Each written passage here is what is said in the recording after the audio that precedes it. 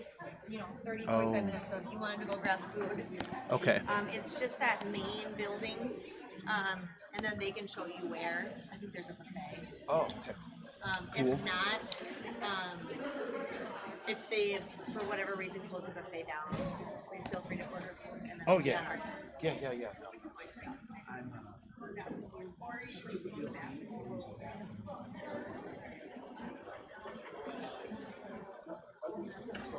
Yeah. Yeah, and then I'm Dr. Potter. So I absolutely, actually, here, I'll show you. My son and I got dressed up to see my friends are in Minnesota Superheroes United group, and they were in costume at the IMAX theater, so we went as Captain America and Peggy Carter. So yeah, my captain. So the superheroes. Cheering events. They were just actually last Friday. They were doing them that went to the Sugar Bowl. You know.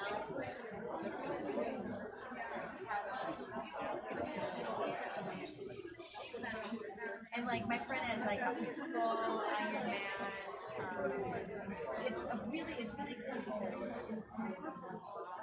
as well it's really diverse. You know, if you can look like the characters, right? But if you're different colors, awesome.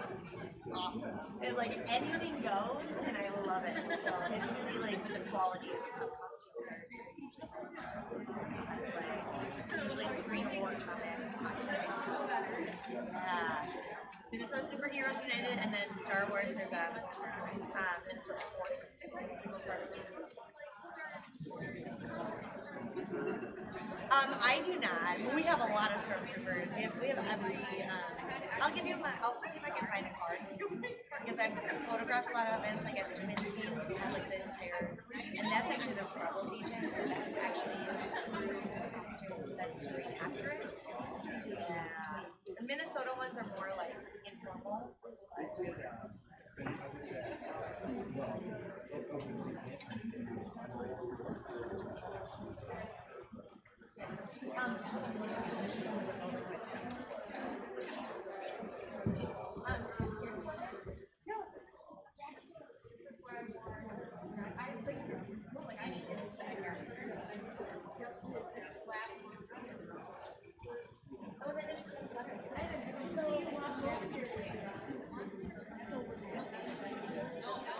I can do anything. I think it's the size of it.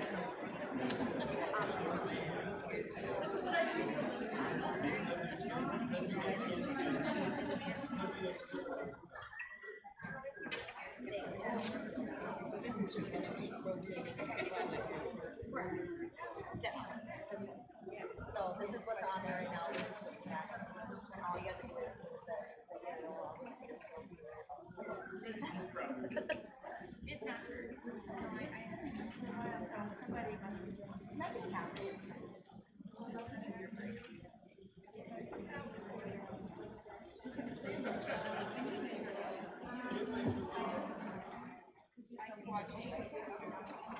I'll find some.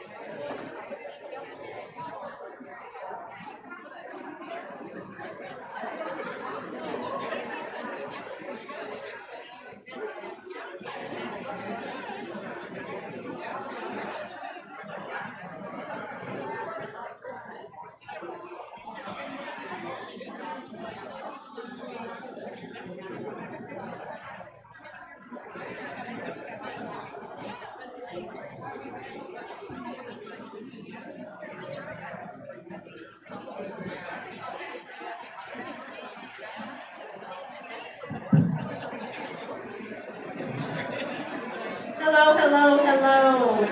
Welcome, everybody. We'll get started and kick this event off. Welcome, MAPA members, business partners, our presenters, our special guests to the 2018 Spring Training and 50th Anniversary Celebration. I'm really excited. It's going to be a great event. I'd like to welcome our special guest, Leo Hertling. He is our MASPA State Exchange person from Indiana. So welcome him. We have lots of training opportunities and events and fun in store for everyone. So I hope you take advantage of everything. Check out the Web Development and Communications Task Force session at 2:30. We have some great new, latest new functions of our website that we'd like to show you. That's 2:30 in Gulf Villa C. The state trainers are here to talk about the state programs, state grants, child care, GI Bill, Indian scholarships, auditors, and what's the best audit findings there are. So come see the state auditors. We have our federal trainer, Zach Goodwin, here doing sessions near and dear to our heart on citizenship, R2T4, program reviews. Many more interest sessions, so please take advantage. We're going to be having a past president's reunion tomorrow night prior to the banquet. We have lots and lots of retirees that are going to be coming in, so welcome them back. Few housekeeping things to talk about. Conference planning and the 50th anniversary task force all have these stripey lanyards. So if you have questions, concerns, need to find out something, look for one of these and they're going to get you the answers you need. Thursday afternoon, sorry to say, pontoon rides are canceled. But we have plenty of other things going on. We will be having bingo again tomorrow afternoon. The yard games will go on. The restoration yoga, you can participate in that. The golf tournament, we need more people to participate in the golf tournament.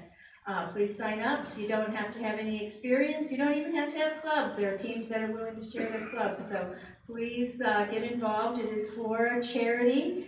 So please get involved in the golf tournament. The Exec Council.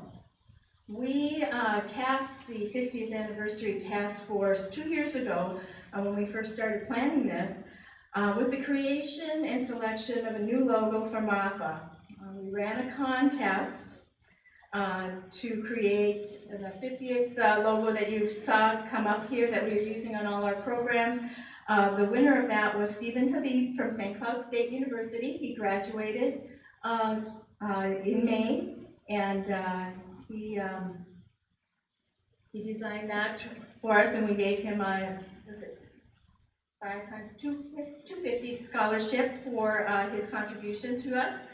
And then, new logo. Everybody want to reveal the new logo?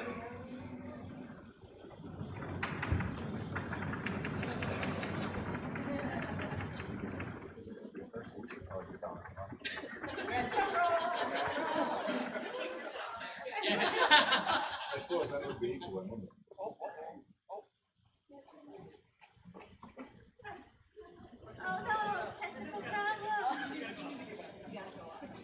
You gotta go back up. Alright, our new logo was made by Alyssa Kraft. She's from the University of Morris. She received a $500 scholarship. She is working toward a double major in studio art and theater arts. Her focus on ceramic and stage lighting. Her goals after graduation is concert lighting and for bands, and in a few possible years she'll settle down and work on venues for large theater. So we thank her for her contribution. There, it went. Yay! And then we also have for you the logo on your sweatshirts.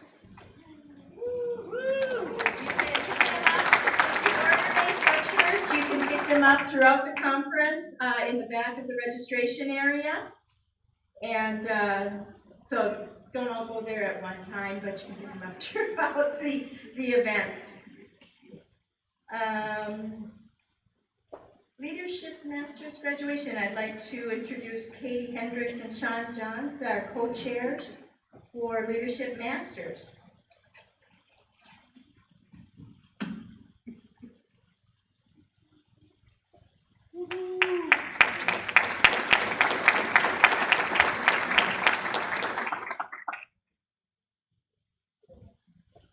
Good afternoon. My name is Katie Hendrickson, and I co-chair the Leadership and Masters Committee, along with Sean, right behind me. Our committee also included Ann Dolan, Carol Swenson, and Brittany Tweed. The leadership group participated in multiple events over the past year. We started with a 2-day symposium last July at St. Olaf College in Northfield, where participants got to know each other, learn about their true colors and leadership style, and public speaking skills. In October, we joined together for a community service project at Second Harvest Heartland, where we packed over 6,000 pounds of apples. And at that time, it was going to Puerto Rico, Florida, and Texas for the flooding. A few weeks ago, we joined together for a day at the Capitol. And during the fall and spring, participants presented their group projects on a variety of leadership topics. And the final piece was yesterday here at Madden, where they presented their personal development projects on an assortment of awesome ideas. They did fantastic. We would now like to recognize the leadership graduates. So if you can come forward, shake hands with Sean along with President Gail, and then we'll present you with your plaque, and then we'll recognize you as a graduate. So let's start with Jill Anderson.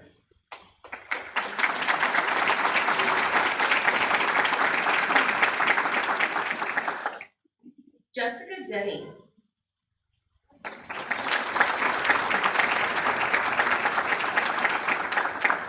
Monica Ehalt.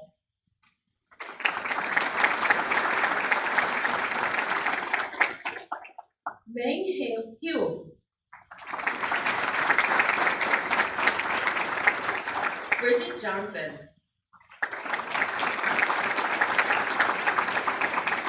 Emily Johnson.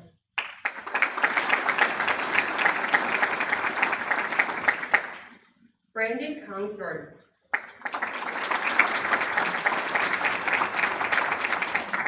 Annie Lee.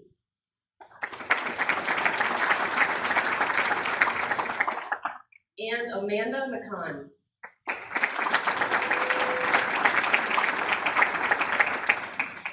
There were 3 others they completed all the requirements, but were not able to be here this morning or this afternoon.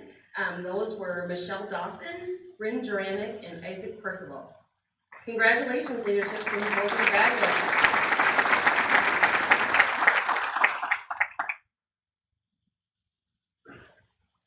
We are also recognizing for the first time those that are graduating from the master's program. In addition to the activities that the leadership group participated in, these individuals served as mentors to the leadership group. They also earned a NASPA credential and presented to the MAPA membership. The 2 that were done were administrative capability, which was a pre-conference last year here at Madden, and then direct loans last July. I would now like to recognize the master's graduates. They are Debbie Cordova,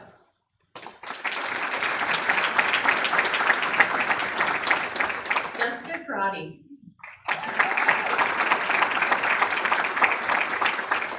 and Sheila Kraus.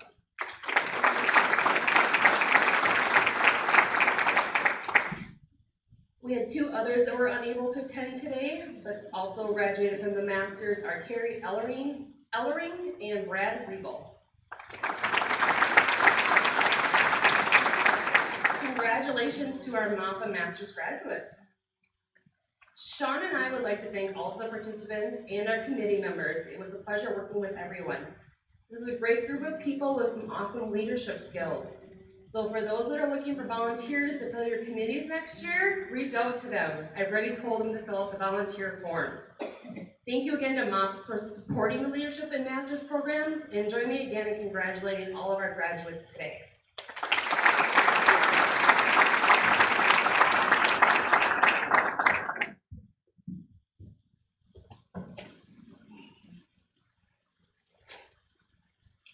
Okay, if I could get all our business partners to come up to the front here, I appreciate it. Each year, we're all familiar with our business partners setting up their tables and stuff at our conferences. What you don't realize is how much all of these people participate on MAFA committees throughout the year. Their support and expertise is one that goes unmentioned many times. So I'd like to recognize our business partners to you. Citizen 1, Sarah Edwards, is from St. Joseph's, Missouri, and loves to spend as much time as she can with her 2 boys, Buddy and Brittany, and Buster, a Boston Terrier. Cognition Financial, Heidi Sisson, lives in Michigan, and this is her first MAFA conference, so welcome. Campus Logic, Edmundo Saavedra, close enough. It's from Phoenix, Arizona, and he's an avid poker player. Oh. It's probably going to be a game later. Discover, Rebecca Hedrick, is from Wichita, Kansas, and her favorite title is Aunt Butter, to her 3 nieces, 1 nephew, and many other friends' kids. So, Aunt Butter, huh? Love it. Great Lakes, Carol Swenson is from Iowa. She's an Iowa farm girl at heart. She loves going to concerts and playing golf, but only when there's no snow on the ground. She's also newly engaged. And Carol also takes care of our newsletter. College Raptor, Jeff Piermont, College Raptor Vice President of College Partnership, is from Iowa City. Iowa has been an active adjunct professor for Kirkwood Community College for the past 15 years. Mohi, Sheila Price, lives in Woodbury, Minnesota, and loves to go for walks, spend time with her 2 daughters and their dogs, Barney and Matt. Marilyn Cozier lives in Blaine, Minnesota. I'm from Blaine. She enjoys visiting her 3 children along with her 17-month-old grandson in Colorado, 2 grandcats in Minneapolis, and granddog in Chicago. Thrivent, Tracy Dreschler, lives in Blue Lake in Zimmerman, Minnesota. She loves water and sea and ocean. She also loves to boat, kayak, and sit and take in the beautiful colors and scenery that is connected to her and brings her much happiness in that place. See You Learn. Alexandra and Rachel enjoy playing Friends Trivia and taking long walks through the Minneapolis Skyway to find Jimmy John. College Avenue.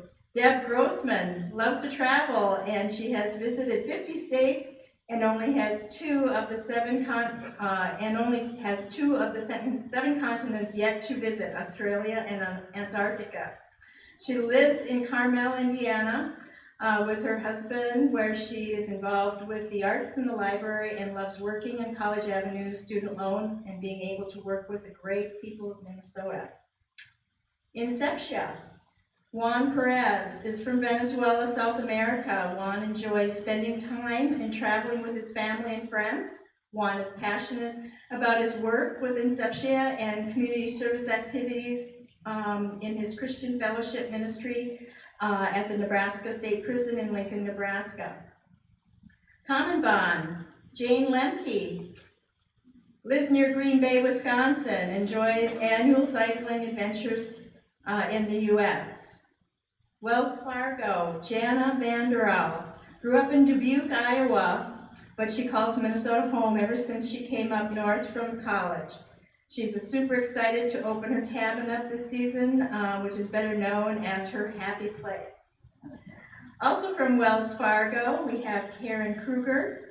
Was born and raised in Adrian, Minnesota. She's been a South Dakota resident for the last 7 years. She loves watching all sports events, especially things, anything to do with Gophers and Vikings. She's looking forward to seeing her traveling husband this weekend, Kenny Chesney. Sally Mae, Rosalind Graham, is representing Brad Revel, who couldn't be with us today, he's attending a conference meeting that conflicted with today's event.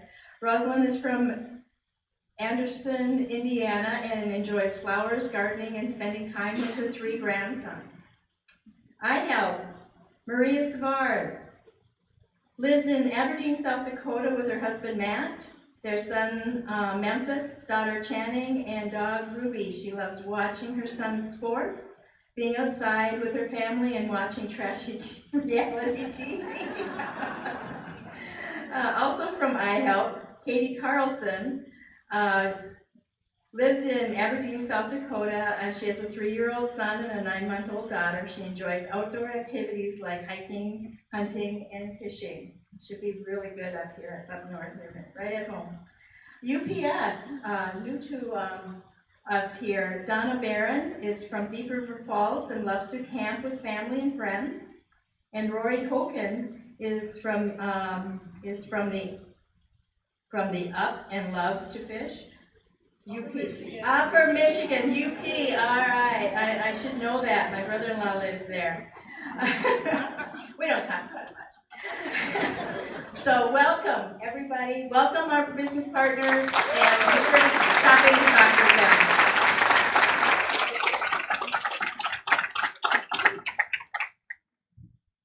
David, I'll invite you up to give us a little spiel about the upcoming MASP conference. Hello, Martha, how are you? I'm David Bykander. I think most of you know me. I'm one of the local arrangements chairs for this fall's MASPA conference that we're lucky enough is coming back to Minnesota. Ann Kaluza from St. John's, St. Ben's is right here. She's my co-chair. Just a couple things, quick things about that. This fall conference, again, will be in Minneapolis, and this will take the place of our fall training. We will not offer a MAPA fall training, and so that'll be a little bit different. MASPA conference is going to be awesome, though. Dates are October 14th to the 17th. That's a Sunday to a Wednesday. We already have an awesome agenda set up. Again, the Department of Education, Zach Goodwin will be there, NASPA, Justin Drager, and much more. Look at MASPA as it has as much to offer at a conference as NASPA, but it's in a little bit smaller environment, and it's in our home state, so it's an awesome place to go for wonderful training. We have great entertainment. Deuce's Wild, the piano entertainment is coming. For those of you that have been in MAPA for quite a while, Dick Manderfield, his son is one of the ones in Deuce's Wild, so that's kind of a fun point for us to bring them back. It's going to be held at the City Center Marriott in Minneapolis, the site of the old MAPA Fall Conference, exactly the same floor, all of the same location, everything, so it'll be familiar to those of us that have been there before. $149 a night for rate. Registration will hopefully open, and we're planning on June 1st, so less than a month away, and the registration will open for that. We are offering an early bird rate from June 1st to September 1st. It's $40 off. It'll be $325 for the conference. For MAPA members, we do not have to buy a MASPA membership to come to this conference. That's free for us. That's one of the benefits of hosting the conference in our state. The regular rate of $365 will apply for that last 3 weeks from September 1st up until September 26th. So look for info on our listserv this next week. We will get more info out about the registration, some of the sessions, those kind of things. But we'll try and have info out to the MAPA listserv at least once a month, if not more, up until the conference time. So let Ann and I know if you guys have questions on the conference. But we want to have a good attendance from MAPA guys, so start talking about it in your office and make sure that you attend this fall in Minneapolis. Thank you very much.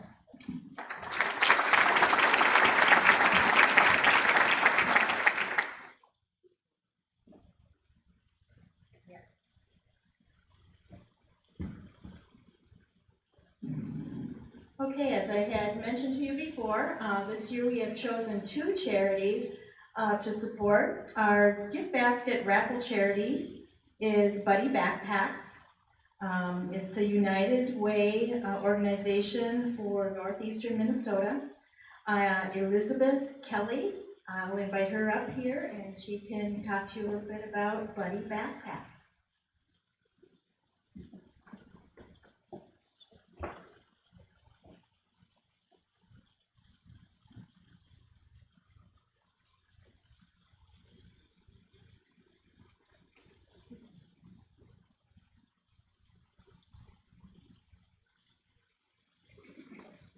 Hi, everybody. I'm Elizabeth Kelly with the United Way of Northeastern Minnesota. I coordinate our Buddy Backpack program. Thank you very much for having us here and for allowing us to be the recipient of your funding for your gift basket raffles this year. We greatly, greatly appreciate it. The program really definitely needs funds to sustain this effort. So again, thank you so much. I'm going to run through some information about our organization. United Way of Northeastern Minnesota was started over 50 years ago. We serve the Iron Range as well as Coochin County. They're all part of our service territory. Our geographic area is very, very large. We have 3 focus areas. We have helping children succeed, empowering healthy lives, and stabilizing families and individuals. We raise funds within our communities and then give them out to agencies, nonprofits, and programs that do great impactful work in those 3 categories, those 3 focus areas. In addition to also giving out funds as a traditional United Way does, we also have several programs that we operate direct service out of our office. That was started in 2008 when we moved to community impact as a focus. We had many issues that were brought forth in our communities, and instead of finding somebody else to do the work and to solve the issues, we've taken a lot of that on ourselves, and that includes the Buddy Backpack program. So what is Buddy Backpacks? It is a program that was started in 2011. My boss, Shelly Valentini, was at the Mesabi East School, which is a school in White Lakes, Aurora area, on the Iron Range, and she was meeting with the school nurse in the morning on Monday. And it was on a completely unrelated topic to children's hunger. Throughout the meeting, children were coming into the office constantly, interrupting, needing food, having stomach aches, having headaches, they were dizzy, they were rushing the breakfast food line. And Shelly asked the school nurse, does this happen every single Monday? And she said, yes, it's like this every Monday. These children don't have enough to eat over the weekend. They're not properly nourished. They come in here and they are starving. So my boss went back to her office and said, we gotta do something about this. This is a big problem. She talked to other school nurses throughout our communities, found out it was an issue across the range. And so in 2011, a program was piloted called Buddy Backpacks in our area. It was just piloted in the Mesabi East School with 30 children involved. And they provided meal kits to those children every weekend as they went home from school. We got those meal kits packed from our local food bank. And then in 2014, we heard from one of our large school districts in our area in Hibbing that they had some issues with the food kits. They were not as nutritious as the school would want. They were not providing enough variety, and they were, some of the food was not child-friendly enough. So what we decided after this meeting, we thought we were doing a really great job, and we were just so excited about doing it, and we just decided we have to listen to this criticism, and we have to make it constructive and do something about it. So in 2014, I got on the phone with all sorts of national companies as well as local food companies and begged and pleaded for the best possible deals and extreme couponed my way into ordering food for Buddy Backpacks. And we now order all the food and source it all ourselves, and with the help of almost 1,000 volunteers in our community, pack those backpacks and send them out throughout the Iron Range as well as in Coochin County. I do have a typical meal kit up here, which does consist of 2 breakfast items, 2 healthy, heartier meal type options, 2 shelf-stable milks of a fruit juice that is fruit and vegetable juice combined, and then other healthy, nutritious snacks. Let's see. So during this school year, which we're currently in, the 2017-18 school year, we have a total of 927 children in northeastern Minnesota who are receiving these meal kits every single weekend as they go home from school. With that program, then we're packing and distributing more than 30,000 of these meal kits throughout just this school year. They're kind of broken down there between the two service areas that we have. 787 of those children are from the Iron Range, and then an additional 140 children in Coochin County. There's a really high need in our area for food support over the weekends. With 1 in 5 children who are struggling with hunger, and on average in our service territory, 47% of children qualify for free or reduced lunch. This program takes that many steps further. It's those children who are really in critical need. All the children are identified by the school staff. We at United Way don't know any of the children. It's completely confidential. We rely on the schools to identify those children. They know them, they see the need, and they're able to identify and enroll them in the program. We had an increase this year, a dramatic increase in the number of children that we're serving. We're serving over 100 children more than we were at this time last year. So the need has really increased. With the program, I send out a survey to the school nurses, school staff, as well as children to find out what they like and what they don't like in the packs and get their feedback for the program also. I don't know the children personally, I don't have any of their contact information, but we do have the school nurses and school staff run through a survey that they see pictures of the food items and they let me know what they like and don't like anonymously through the survey. With the data that we collected last year, we found that 100% of school staff found that Buddy Backpacks is valuable, with 92% saying that it's very valuable. It's something that we hear all the time from school staff, that it's very, very important for these children. Fills their tummies, gets them back into the classrooms on Mondays, ready to grow, thrive, and be on track with their peers. Some of the other statistics are up here. 96% of the children that were participating felt cared for, improved their overall health and well-being, energy levels were increased, attendance was improved, and they feel a sense of relief, which is really important. In addition, their self-esteem is improved, they feel more secure, classroom behavior has increased, as well as attendance.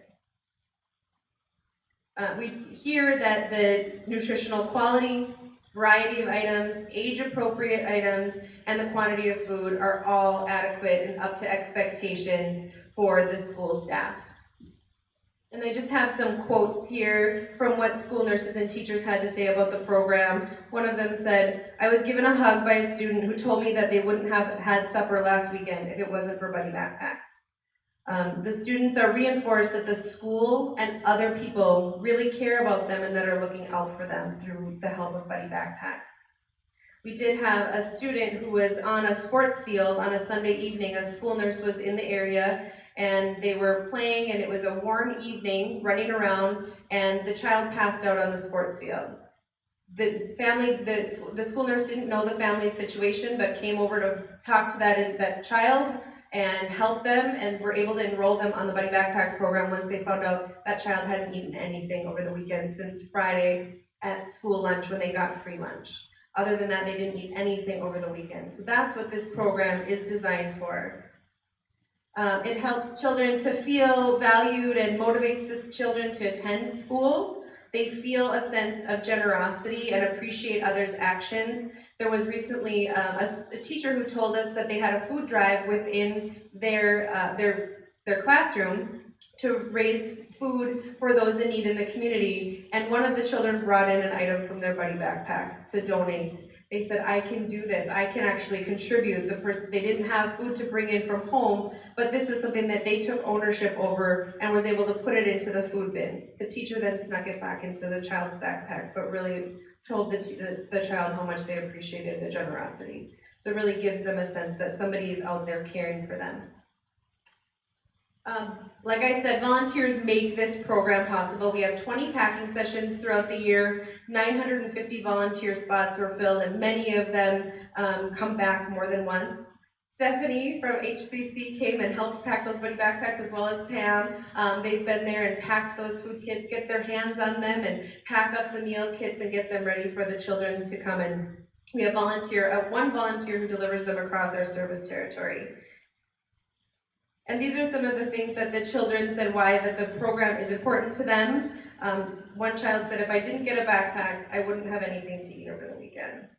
So that just really hits home, and that's the reason why we provide this program. It's not a program to solve hunger across our region. It's a program for vulnerable children who don't have enough, who really desperately need that food over the weekend to get them into the classrooms on track to learn.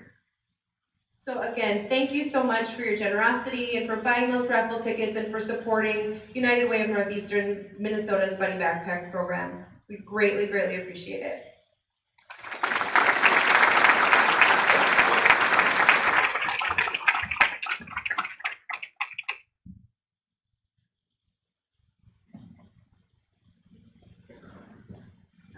So go back to the registration area and buy yourself a really long arm of padding of tickets and stuff them in those envelopes. And the drawing for those prizes will happen on Wednesday or Thursday afternoon prior to the banquet. So they'll be ready for pickup at the banquet.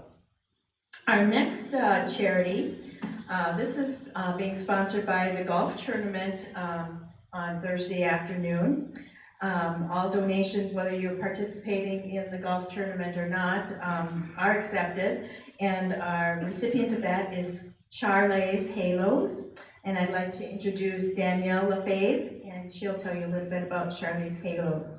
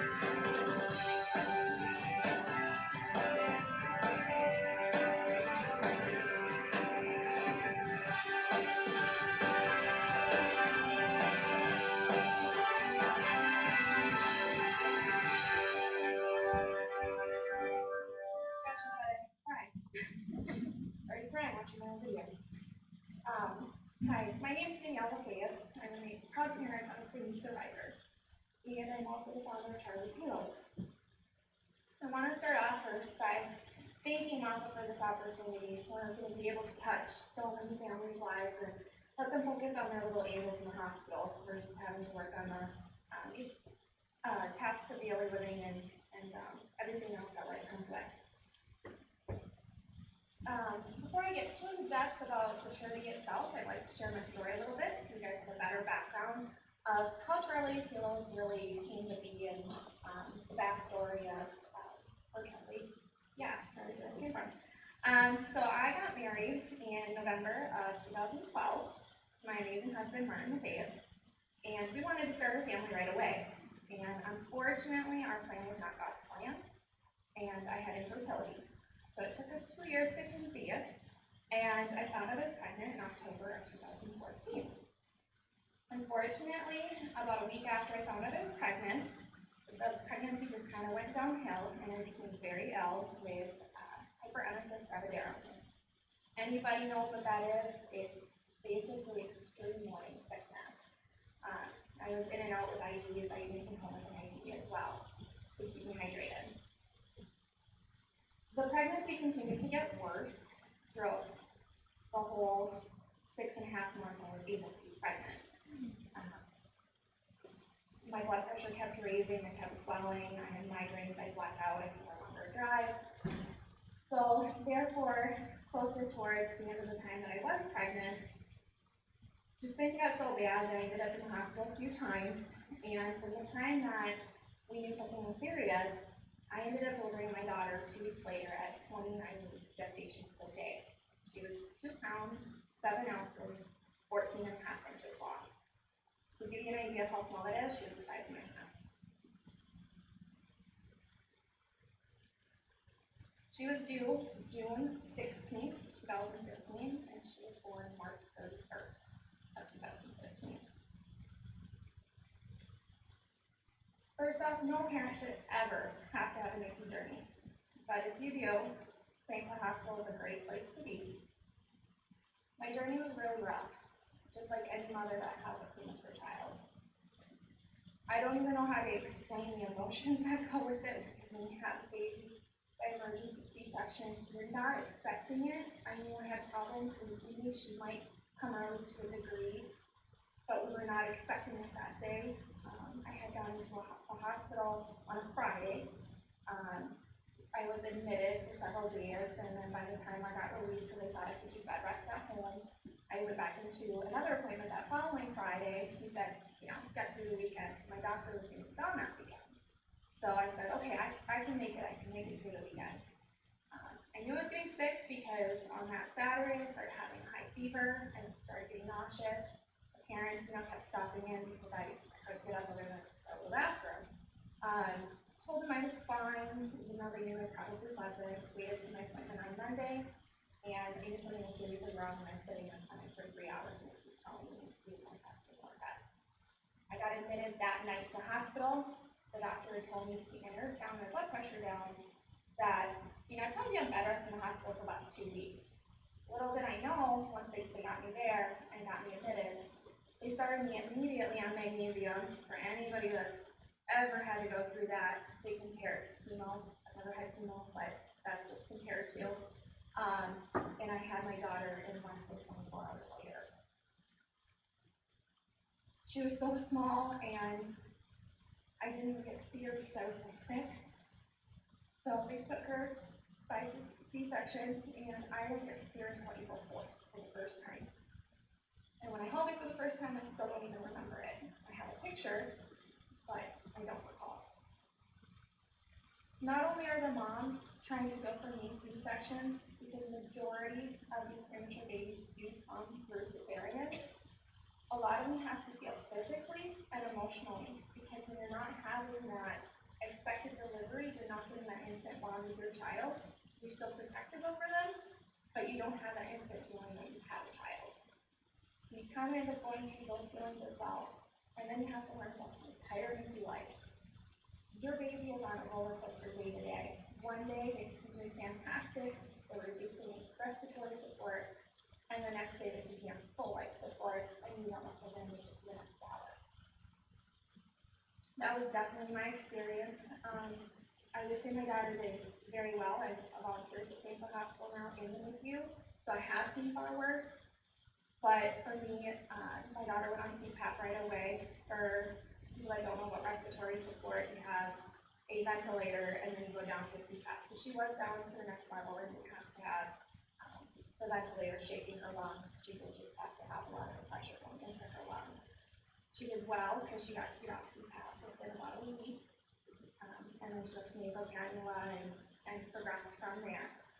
But sometimes you think you're taking 2 steps forward, and the next day you're taking like 5 steps back. You think that they're progressing and the respiratory support's coming off, and they're not having so many what they call episodes where your baby stops breathing. And it's very, very common. Seeing premature babies stop breathing all the time in the NICU. It's routine for them to just run in and have to stimulate them to get them to breathe. There's a lot of milestones that these babies have to go through to be released. And along this journey of these babies fighting for their life every single day, these parents are going through this roller coaster. That's their child, that's their life. I don't even know how to explain it, because I feel like as not a parent, it's really hard to balance, but I probably want to understand it before I ended up on this journey. And it's definitely not what I expected in my journey considering she was my first child. You always expected to get married, get pregnant when you want to get pregnant, have your healthy baby, bring it home, share it with your family and friends. It's supposed to be the happiest time in your life, but it was the scariest and saddest time of my life. I had to drive home from the NICU every single day, and I would just cry in the car. because I knew that I was losing my daughter at the time. And you just don't know if you're getting a call from that NICU in the middle of the night telling you that something's not right. And I will tell you, slightly funny story nowadays, but I did get one phone call from a nurse at like 10 o'clock at night after I gotten home, and that was pretty scary in the moment because I thought they were calling me to say that shit fast.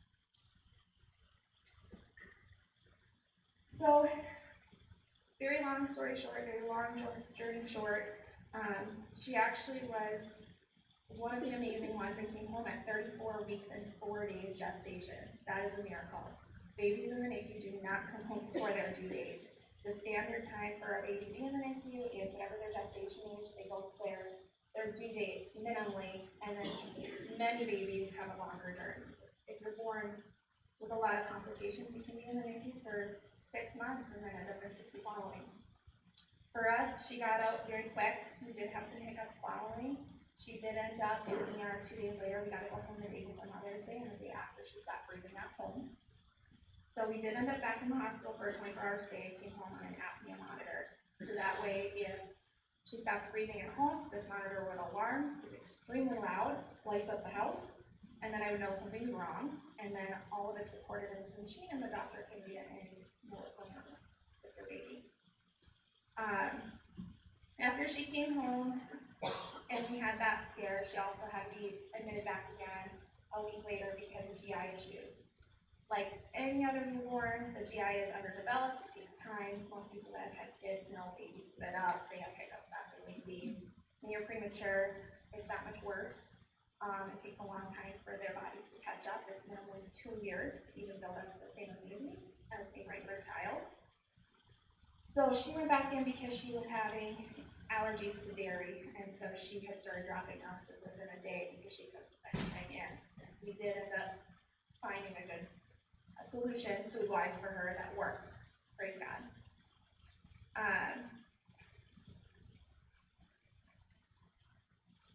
Just to also give you an idea, I'm not using any names, but I have met a family that really impacted my life at the NICU. This family had a little boy, and he was born very, very young. He was born at 23 weeks. He was 14 ounces. I don't know if any of you can imagine that, but it is very, very small. And he is actually just thriving today. He's doing very well. But meeting him for the first time, even having a 2-pound baby, a 14-ounce baby, really shocked me. These babies do thrive, they do survive. And Charlie's Halo became born in September of 2015, so several months after my daughter came home, because I wanted to give back. And one thing I got to do when I was at the NICU, the NICU Family Support at the hospital, is they did a Easter dinner. So all the families that had babies there could go and they provided a meal for you, so you didn't have to leave the NICU to celebrate this holiday, and your family could come as well.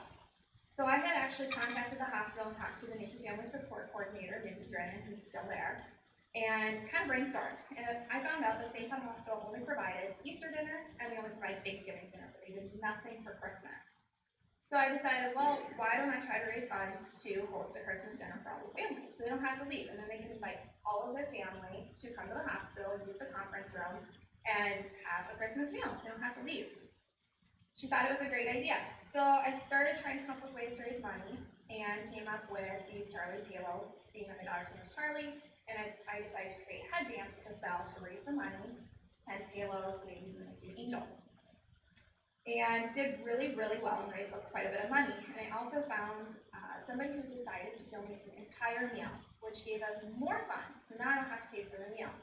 So then we were able to help with the Christmas stockings that the hospital already did. They give a stocking to every baby, just full of goodies and things that parents need.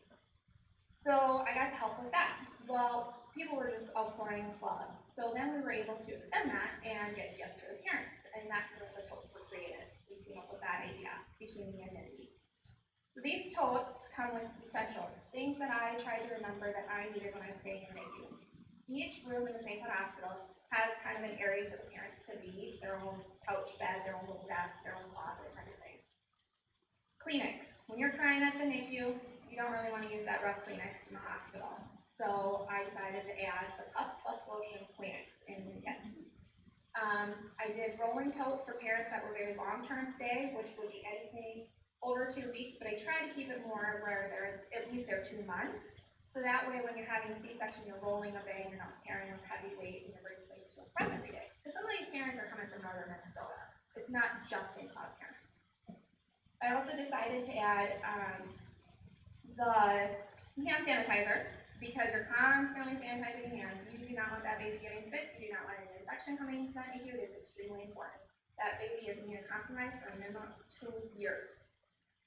I also wanted to make sure I included lotion. I am also transitioning from like a Bath and Body Works lotion to Honest Company lotion. That way it is not only safe to use on mom and the mom touching the baby, but the baby can actually use it as well when the skin gets to be a good integrity. I included a plush blanket.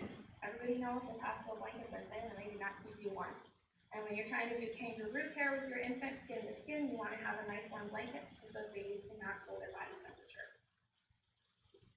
We also were including a journal, and for me, this is more of missions work. So the journal I try to include is not only something that they can write on, but it has some kind of devotional content, something that they can rely on to keep hope, to keep moving forward every single day. I also included rice bags when we can get them, so we try to rely on donors that are willing to make these rice bags. And what they do is they can use them for their C-sections or just aches and pains in general in their body. They can be cold or they can be warm. And they're also great too for as you go home, if that baby, you needs to feel that we're making it warm it up a little bit, and use that too for when your skin is in contact. A water bottle. Water bottle is extremely important.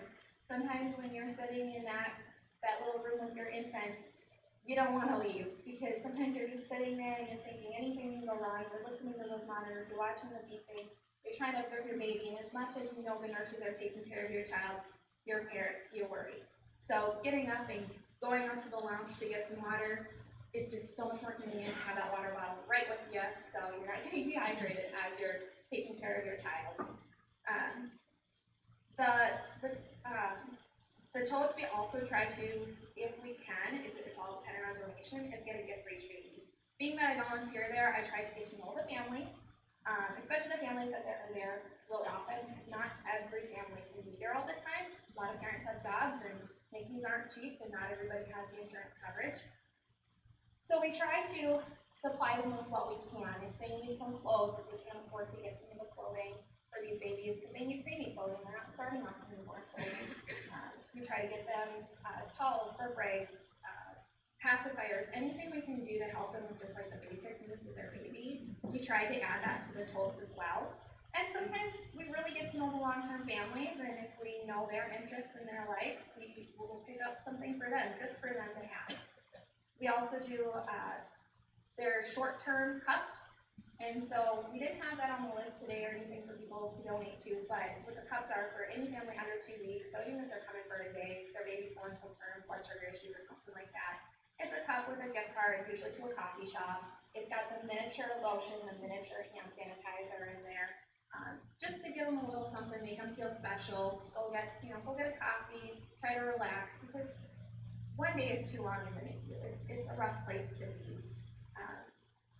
If anybody has any questions later today, feel free to ask me. I'm happy to answer anything that I possibly can, whether it be on my story, whether it be on Charlie's Halos, whether you're wondering statistics on premature babies, because these little ones need help and their families need help. We shouldn't be making these parents have to focus on all the little things in life. They should be able to just sit in their room, take care of their baby, focus on their baby, and let the nurses do their jobs, so they can just enjoy their child, because not every parent in that NICU gets to walk out with their baby. And that's just the reality of life, unfortunately.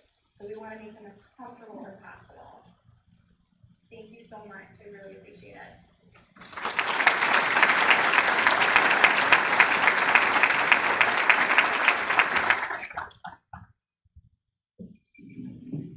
Thank you, Danielle. I was crying myself. Okay, if you didn't bring anything, speak to Danielle. She is in the conference registration area, and she can give you information on how you can donate to Charlie's Halos. Charlie's Angels, yes. My brain is not in the present. All right, we're going to get our keynote speaker up here, Andre Koen. He's the president and founder of AM Horizons. Andre is an energetic presenter, a powerful communicator, and dynamic teacher. His educational influence spans the North American continent. Andre integrates his abilities as an improvisational comedian, large group facilitator, and keynote speaker and classroom teacher to captivate and educate his audience. There are many words that define Mr. Andre Koen: educator, student, improvisational comedian, speaker, activist, facilitator, coach, mentee, mentor, leader, team member, community organizer, diversity trainer, motivator, friend, son. The most representative, however, is Andre, the enkindled spirit. Please welcome Mr. Andre Koen, president and founder of AM Horizons.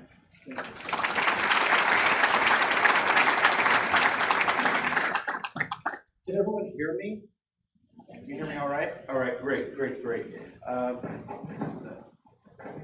Sometimes I favor one side rather than the other, so I want to make sure that that you can hear me. I want to say thank you so much for having me here. I am probably, if you were to look at my life's resume, I am probably the person that you would not expect to be at this particular place at this particular time. And so I want us to recognize the power of what we do. The power of what we do. What is the great equalizer in this great country called the United States of America? What's the great equalizer? Education. Education, the great equalizer. One of the things that, and it's very interesting because it seems to me that there are people in positions of power and influence who don't recognize the power of a solid education.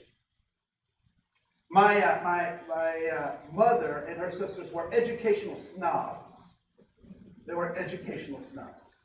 So my mother grew up in poverty. Her grandmother, my grandmother, her mother, was on public assistance all of her life. All of her life. So my mother and her sister said, we're not going to be like that. We're going to get an education. We're going to make something of ourselves. And so they proceeded to do so. And they became snobs. They lived in these ivory towers, right?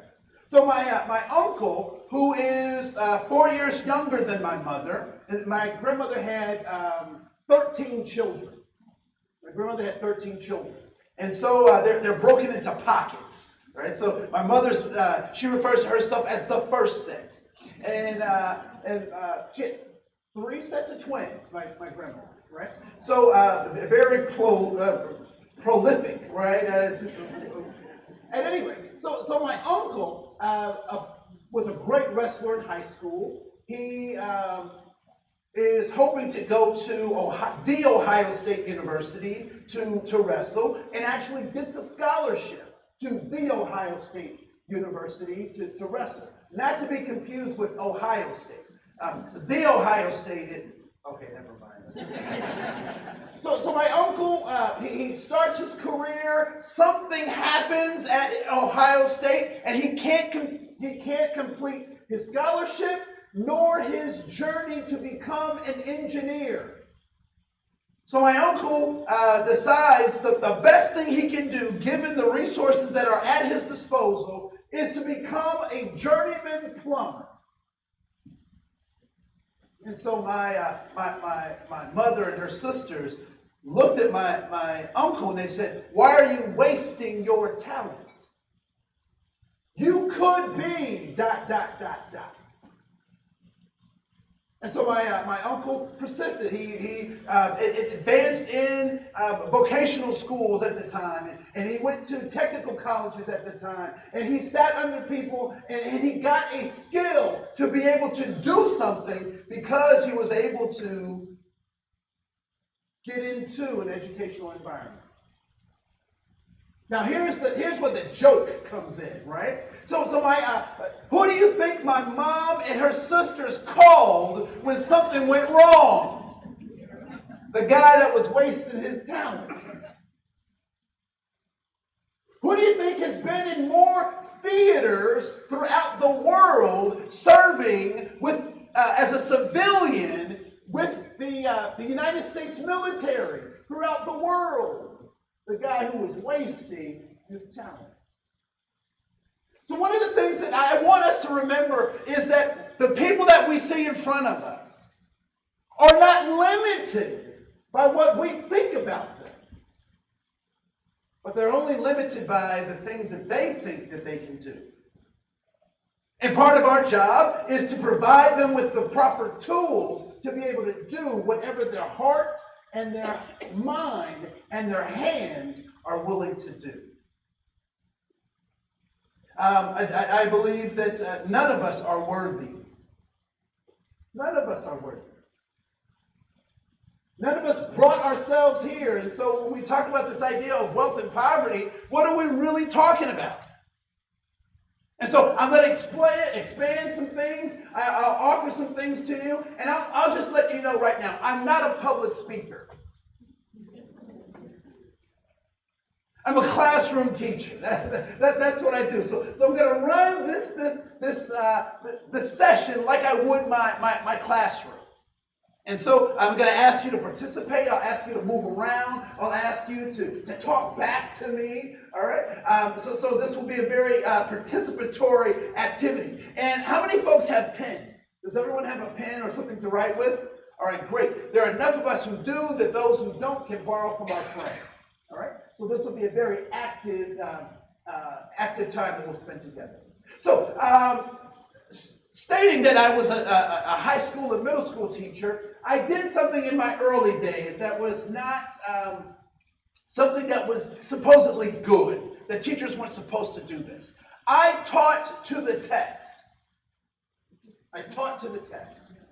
So on Monday through Thursday, I went through all of my curriculum. I taught the students everything that they needed to know to pass the pop quiz that happened every Friday. Every Friday, a pop quiz, and a number of my students were surprised every Friday. Another pop quiz? Right? So I'm going to give you a pop quiz. But to give you that pop quiz, I have to give you the answer. I have to teach to the test. All right? So here is the answer. Fantastic. Terrific. Great. All day long. Huh. That's the answer. So if you are able, please stand. And we'll practice the answer. All right? Please stand.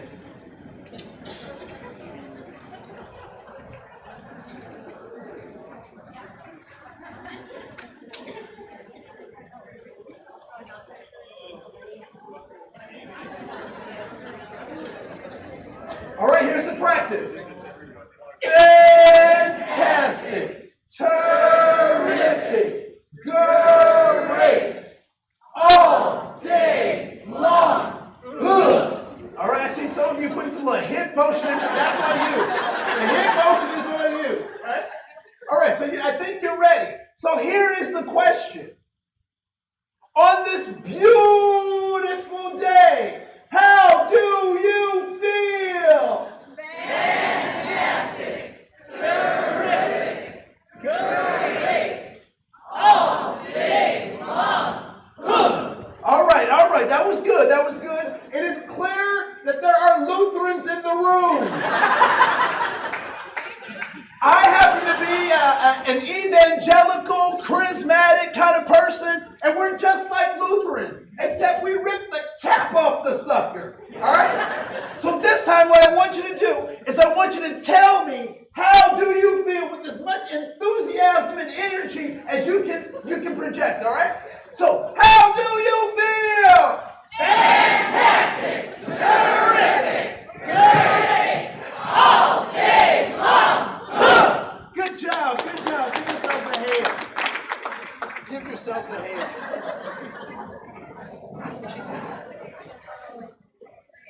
I shook myself out of my microphone. All right, so how many people felt goofy or silly doing that activity? Please raise your hand. High, raise them high, raise them high. Yeah. What made you feel goofy or silly about participating in that activity? Because it was cheesy. It was This is funny, but everybody likes cheese. So it was cheesy. What else? It was out of your comfort zone. The fear of judgment of everyone around you. What's that? No,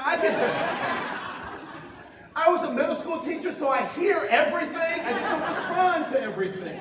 Right? No, what did you say, sir? Everybody was doing it, so it was all right. Right? There's safety in numbers. Right? For those of you who felt uncomfortable, who felt that goofiness, that out of placeness, the silliness, the awkwardness of doing that, I want you to hold on to that feeling. Because when people come to us for help, that's exactly how they feel.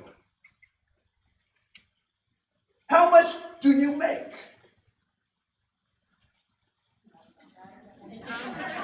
Not enough. Right? How much is your house worth? How much did you spend eating breakfast this morning? Who all is in your house? Can you tell me exactly who's in your house?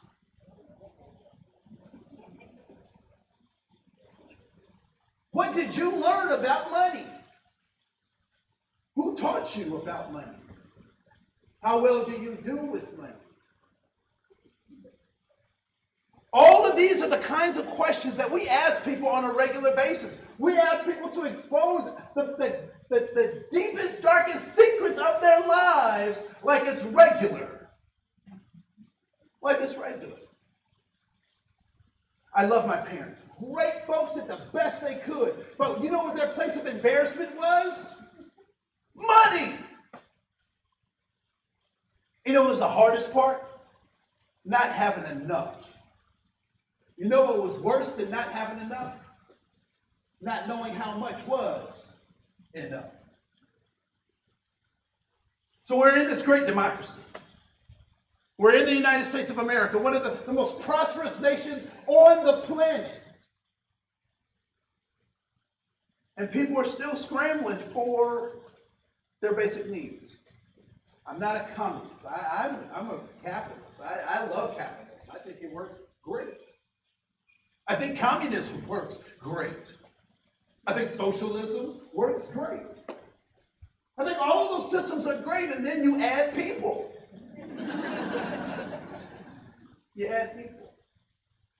And so when we talk about this idea of poverty and wealth, I want us to really start to think differently about that. So what is poverty? And we'll go through some numbers, and I will tell you that I have 48 slides. We will not get through all of them because the conversation that we need to have about this can't be had in a one-day workshop. But I'll take you as far as I can so that you can then walk on your own. I am my father's son. I am my father's son. In 1970, I was born. My parents married early in college. They were high school sweethearts who found their way back to each other their sophomore year in college, got married, and had me. Now, one of the things that we don't talk about in my household is why the math doesn't add up. We don't talk about that. They were married in June, and I was born in October. Something is awry, right? But they loved each other. They loved each other, and so they decided that they wanted to create a family, and I was a part of that. That blessing.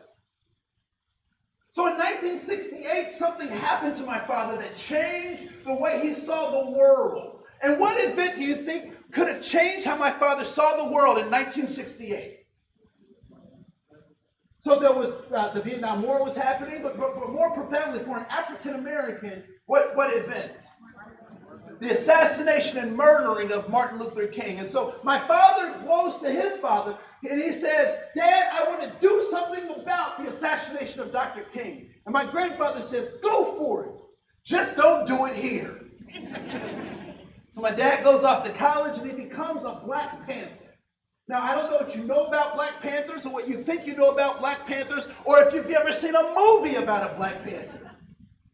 But the Black Panther Party was a political party whose objective was to raise people out of poverty, specifically Black people out of poverty, so that they could be self-sufficient and stand on their own. And so what many of us have benefited from the existence of the Panther Party. Please raise your hand if you've ever had breakfast at school. Outside of one-room schoolhouses, that was not a national practice in schools. And so the Panther parties established breakfast programs for public schools. So I was a recipient of that. So at some point, my father is a Panther, and he gets a call from God. Now, what happens when you get a call from God? Yeah, you answer, right? I was in one workshop and somebody said, run. I said, okay. I said, what's your name? He said, Jonah. I said, oh, okay. Makes sense. Right? No, so he answers this call from God. So in my presentation, it may seem like I'm preaching. It's not my fault. I'm my father's son. And it may seem like I have a political agenda, and I do. My political agenda is called the Constitution of the United States of America. And so as we explore these things, I want you to keep those things in mind. So what is poverty and what is wealth? As a result of being sophomores in college and getting married, having children right away, it thrust my parents into something that their parental upbringing hadn't taught them about. And that's how to manage going to college and raising kids. And my grandparents couldn't help them. Why could my grandparents not help them in terms of navigating that particular situation? Because they hadn't done that themselves. So my parents are off on their own. They're just trying to figure this stuff out. They got some stuff right. They got some stuff miserably wrong. But I'm still in therapy, so I'll be okay. But one thing that I know is that my parents, and this is something that's kind of interesting about me, right? So I consider myself to be somewhat accomplished, right? Because I have privilege. I have privilege. I walk into this room with a certain level of accomplishment, right? So, and here's some of the privileges that I have. I speak English as my first language. I am a cisgendered male, which means that my gender identity and my physiology are connected. I am heterosexual. I'm married. I have a 3-year-old daughter. I have initials after my last name. I'm Black. I know it's a surprise to some of you. It's a surprise. I'm 6'2". I'm mildly attractive and extremely humble. Just ask me. And so all of those things give me privilege and power, particularly in the contexts that I'm operating in. And I would suggest that you too have privilege and power as well. And you have to identify what that privilege and power is, because if you don't, it becomes a weapon. And it's a weapon that sounds like this. Well, I was able to do ... and ... Why aren't they able to do ... and ... because they don't have the same privilege and power that you do.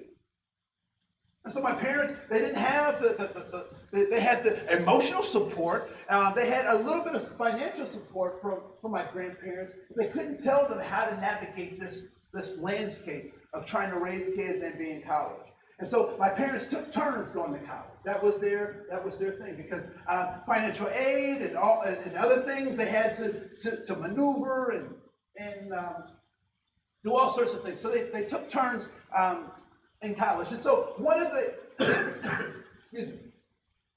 So I sit on the board, because I have privilege and power. I sit on the board of what is known as a CAP agency, Community Action Program, in Anoka County, and we work on behalf of poor people. We do energy assistance. We do housing refurbishing. We do education. We do low-income housing, and we do this special program for poor people called Head Start.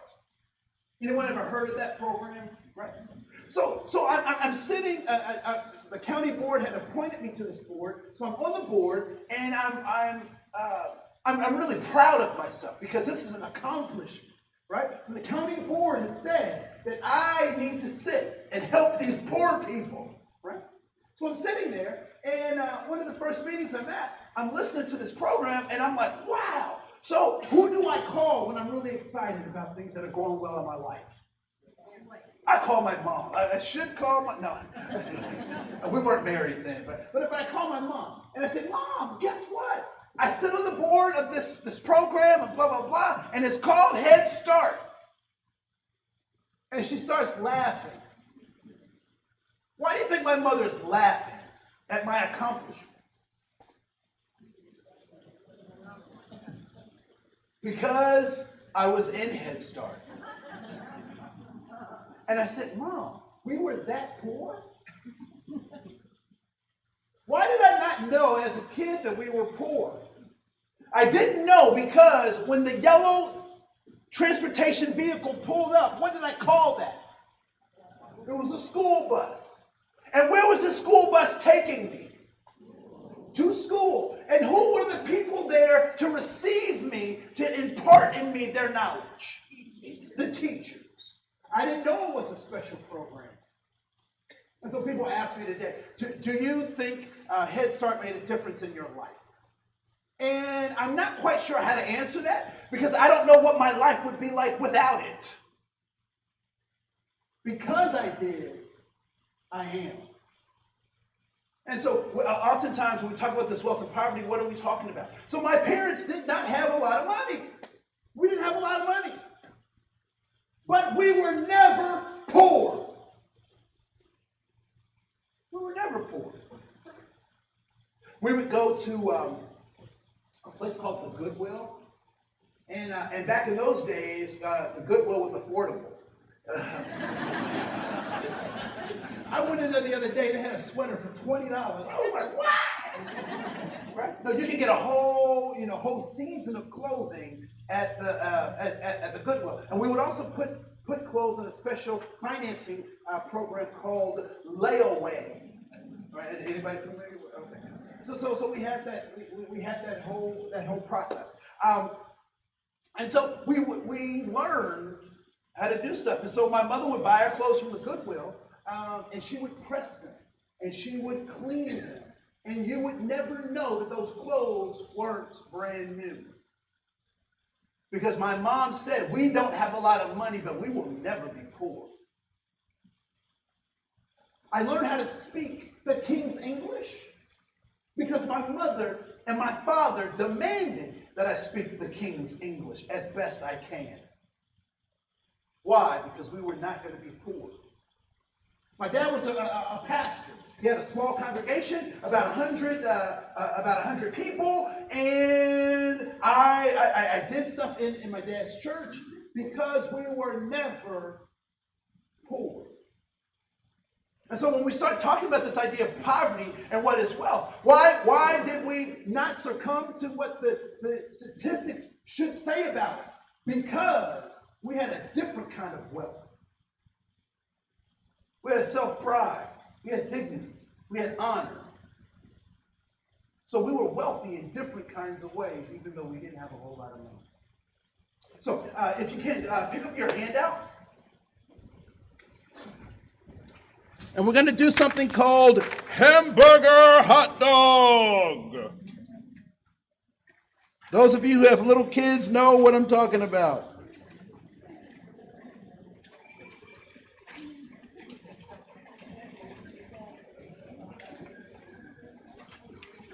So hamburger hot dog. So you fold it like this, and then you fold it like so.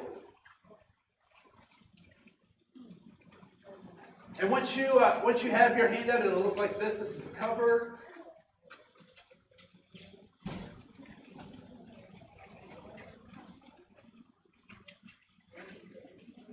This is just to make sure people are awake.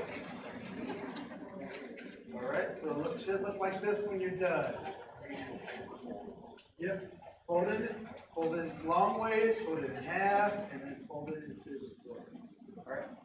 So you'll notice there's number 1, number 2, number 3. I want you to go to number 3. And what I want you to do is you'll notice there are 5 circles. 1, 2, 3, 4, 5. And what I want you to do is to write one thing that you value or that is important to you in each one of those circles. One thing that is important to you or of value to you in each one of those circles.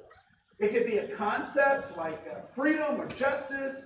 It could be a person like a significant other.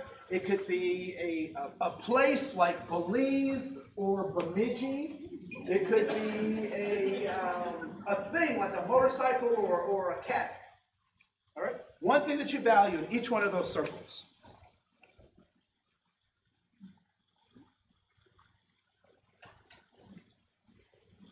One thing that you value in each one of those circles.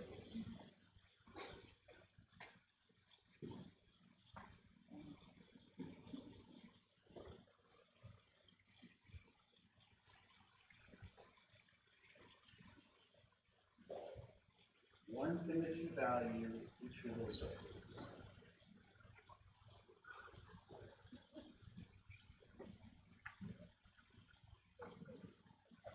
All right. Looks like most people have 4, if not all 5. So next what I'd like for you to do is I want you to find 2 people who have something similar or who like what you have on your paper.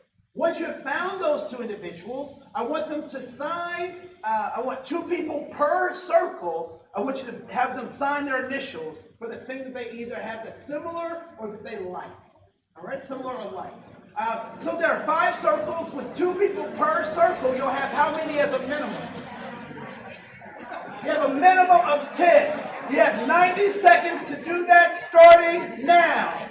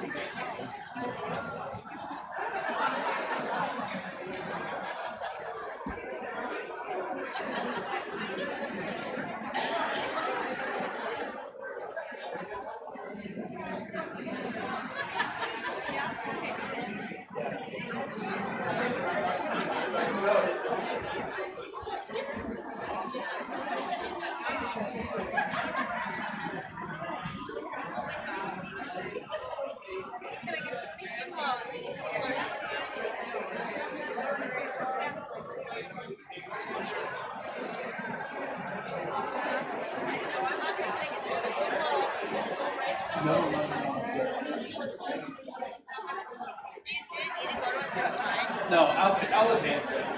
Thank you. I don't know why I did that. I did that like right away at the beginning.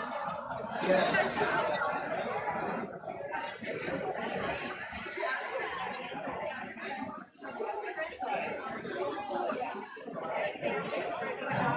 60 seconds.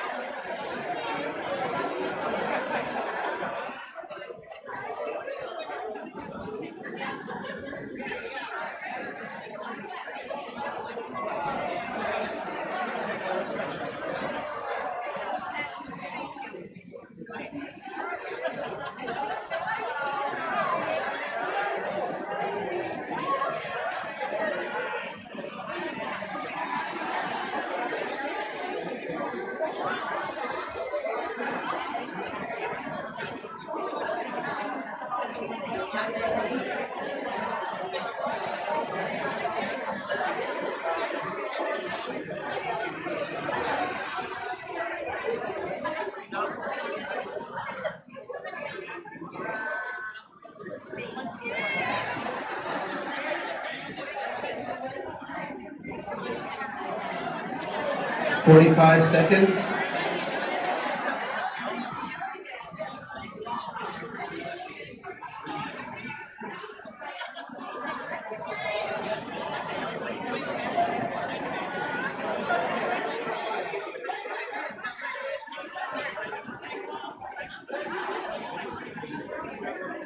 I got about sides.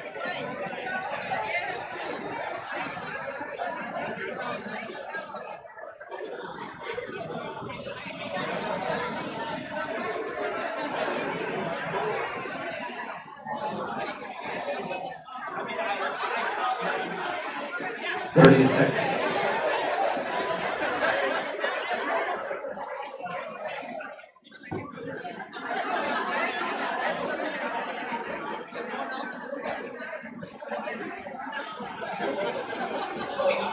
Five, four, three, two, one, and Game over. Get over here. Any Mortal Kombat folks? Mortal Kombat? Okay.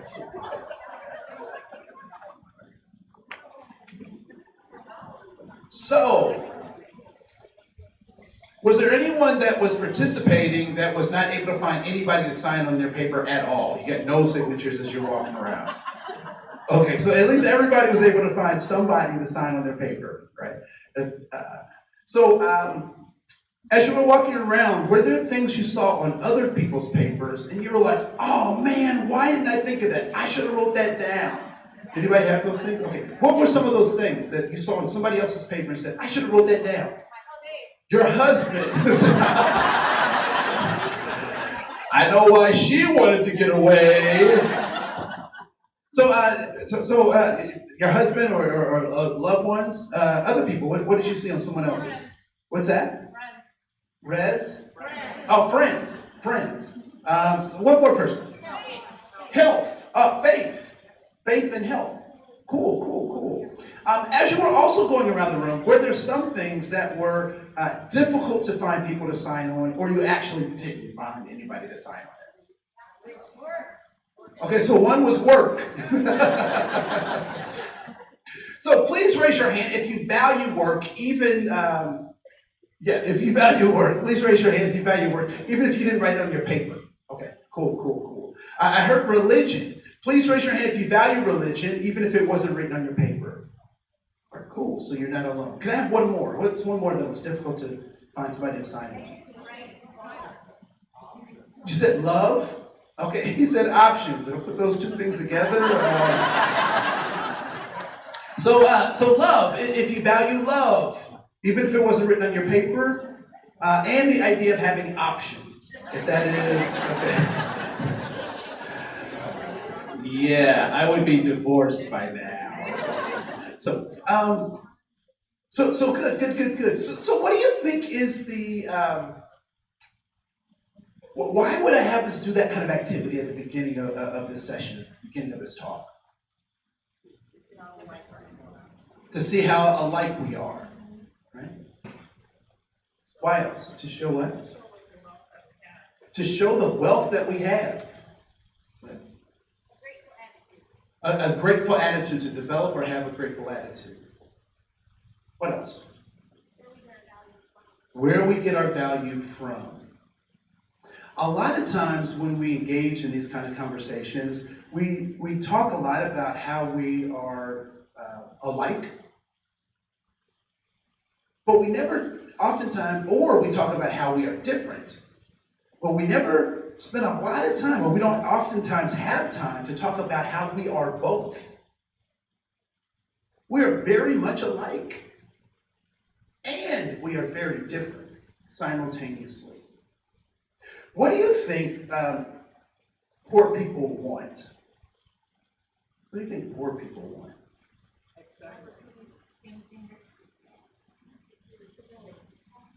Happiness, stability, equality. I'll only ask you to look at your own paper. Look at your own paper. Because that's what they want. Why do they want the same things you want? Because they're human. How is it that, and I will make this assumption, I'm going to jump out on a ledge and I'm going to assume that all of our parents don't know each other. I'm going to just go out there, right? So how is it that we were able to find so many commonalities?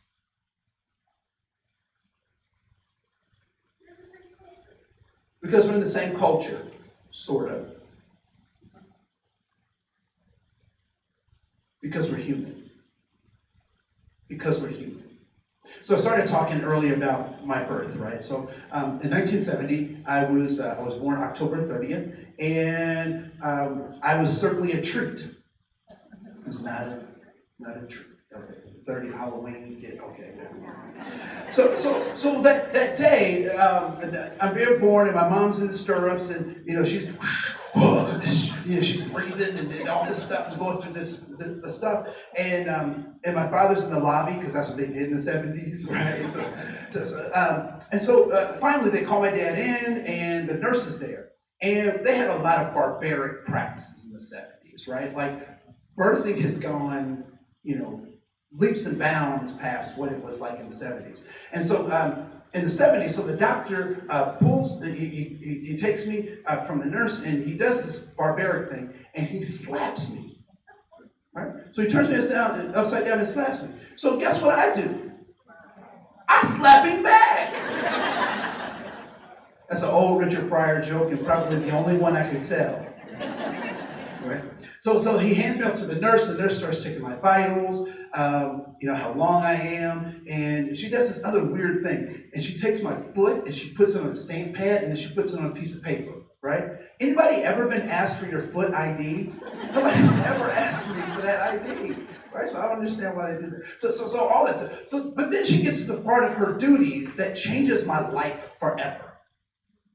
And it's the category of race. So in Dayton, Ohio, in 1970, there were 3 categories of race: black, white, and other. So the nurse looks at her list.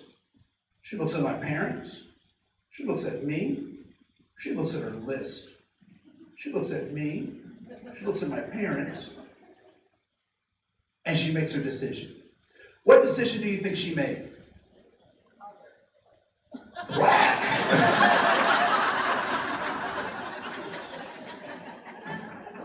Now here's the part that intrigues me about that whole process. Before she made a decision, I was already here. So what was I before she checked that box? I was born human, but America made me black. If I was born in the Dominican Republic, I'd be a whole different race. If I was born on the other side of the same island, if I was Haitian, I'd be a whole different nationality, a different race. If I was born in Brazil, I'd have a whole different kind of nationality. If I was born in South Africa, I would be different than what I am today. So what did America make you? What is your birthright? Your birthright is to be human. And so when we talk about this idea of poverty, and we talk about wealth, what are we really talking about? Are we talking about the decreasing of human potential? Are we talking about access to higher levels of humanity? I want us to really think about that. So when we talk about this idea, so one thing that comes to mind for me is, and I'm going to skip ahead just a little bit, so we'll get this in for our first half, is on your handout, if you open it all the way up to the poster part, right at letter B, is this place called the Hood. Right? So when you grew up, did your community have a hood? Did you have a hood? Or maybe it wasn't the hood, maybe it was called the wrong side of the tracks. Anyone have that wrong side of the tracks? What I'd like for you to do is I want you to identify words that go with this place called the Hood. The wrong side of the tracks, the bad neighborhood. I do find it interesting that most of those bad neighborhoods, supposedly bad neighborhoods, have a hyphen side.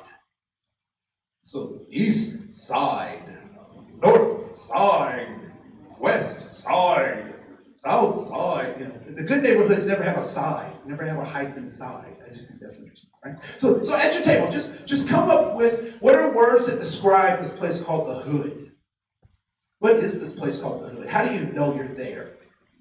All right, so just take a minute, write some stuff down. I know it's really uncomfortable, but we're going to be uncomfortable.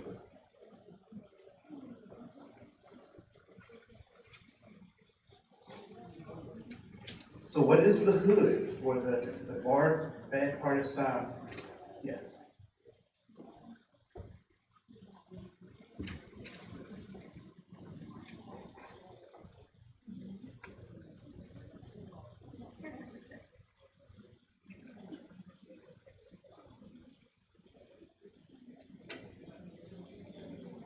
What is the Hood? How do you know you're there? What did your parents tell you about going over there? Simba, do not go there. You know where the hyenas, right?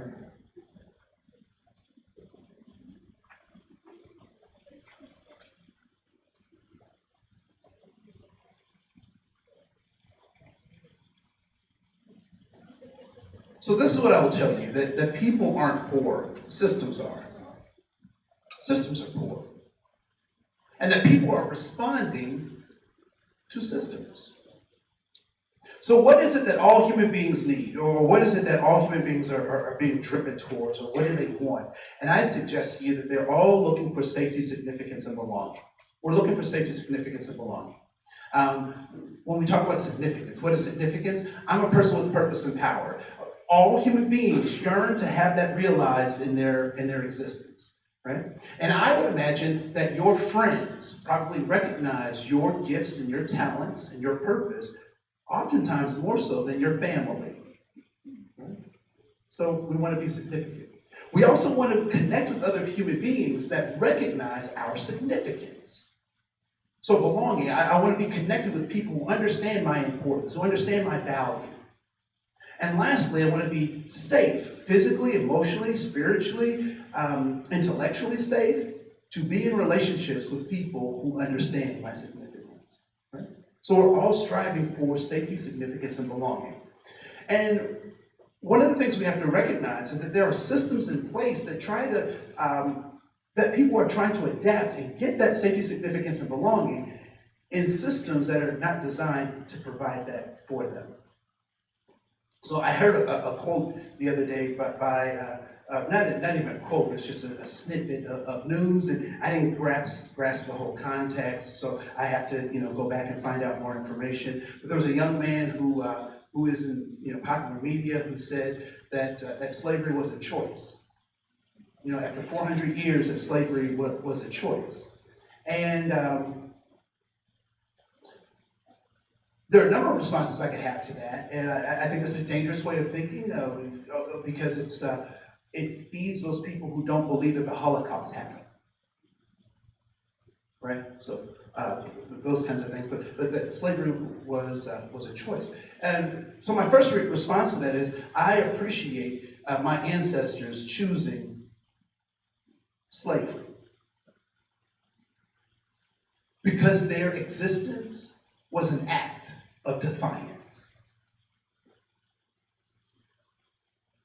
Because they could have chose other things. But they chose to carve out a life in a system that wasn't designed to create or give life. Anybody had Indian fry bread? Indian fry bread? This stuff is good. If you haven't had it, it's good. Did you know that's not cultural? Did you know Indian fried bread is not cultural? Do you know why Native Americans, American Indians eat fried bread? Because it came in the commodity packages that the government gave them as food and substance. What's ailing Native Americans outside of alcoholism, which we also cause? What's another ailment that comes in that community. Diabetes. I wonder if there's a connection between this fried bread stuff and diabetes. I wonder. So oftentimes the systems that we're engaged in aren't designed to create life. But it's amazing about human beings. I learned this from Jeff Goldblum in Jurassic Park 2. Life will find a way, right? And so out of these systems, people are able to make a life. And so when we talk about this hood, anybody have positive stuff about the hood? Okay, nobody's jumping up. When you talk about that hood place, what is it called where you come from?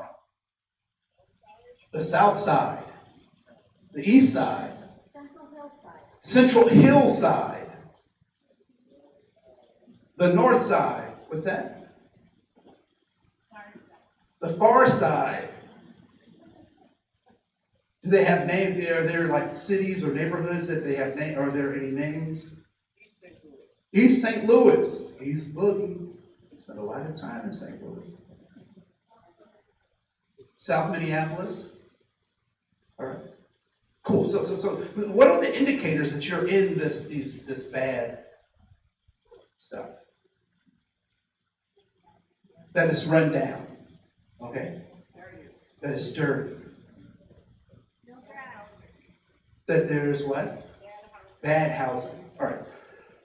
I know I wanted to flip back to something really quick because then this is gonna bring us back to something. So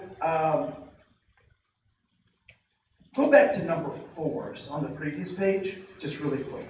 Because I want to talk about some truths about human beings because this will explain this thing called the hood and this idea of poverty and wealth. So there are 4 truths about human beings. First is that human beings can learn, change, and grow. True? Yeah, because who I am today is not who I was at 17. I'd have been a mess if I was like this at 17, right? People do what they think works even when what? Even when it doesn't work. So, but why do they do things? Because it's always been done that way. Why else? Because it was modeled. They don't want to take a risk. It works. How do they know that that behavior works, even though it's not working now? Because it worked in the past, right? So people do what they think works, even when it doesn't work, because it's worked in the past. They got some success. And typically what they don't realize is the context has changed. That's why I like when con artists get caught. Because they don't realize that something changed, right? Next is that all behavior is goal-directed. All behavior is goal-directed. So every time someone engages in something, they do have a goal in mind. And it's funny because you ask a kid, why did you take that cookie when I said don't take it? What's the kid's response?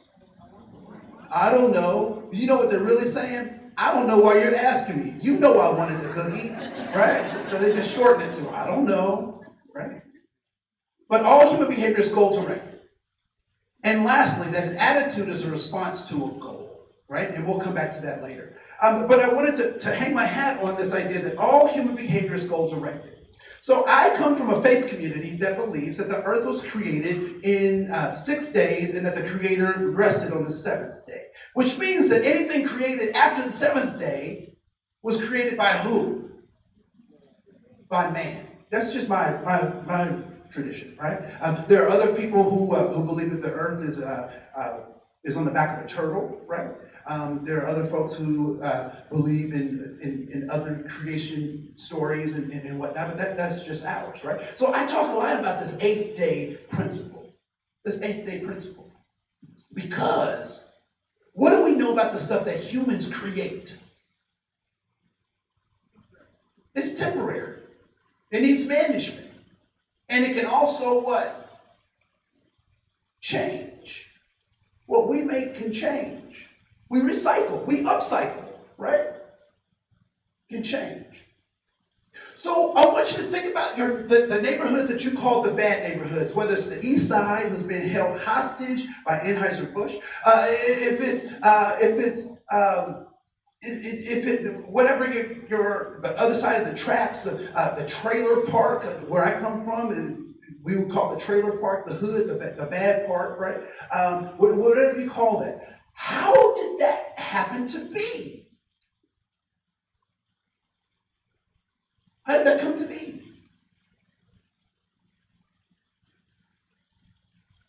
What did we just say about human behavior?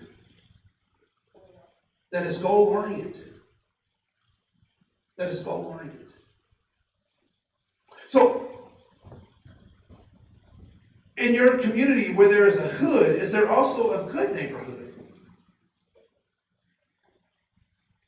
Is there a good neighborhood? What is that neighborhood called? The suburbs. What else is it called? You said Edina. Don't hate, appreciate. So you can easily point out that place. Now here's the interesting thing. So I'm glad you brought up Edina. Because somebody, no. So somebody said South Minneapolis, right? So it's very interesting to me that in the Twin Cities, and some of you, this is a geographic kind of thing, but I think you can relate to this. So geographically, there are places where Edina, Richfield, and South Minneapolis touch. True? For those of you in the Twin Cities, so they touch there.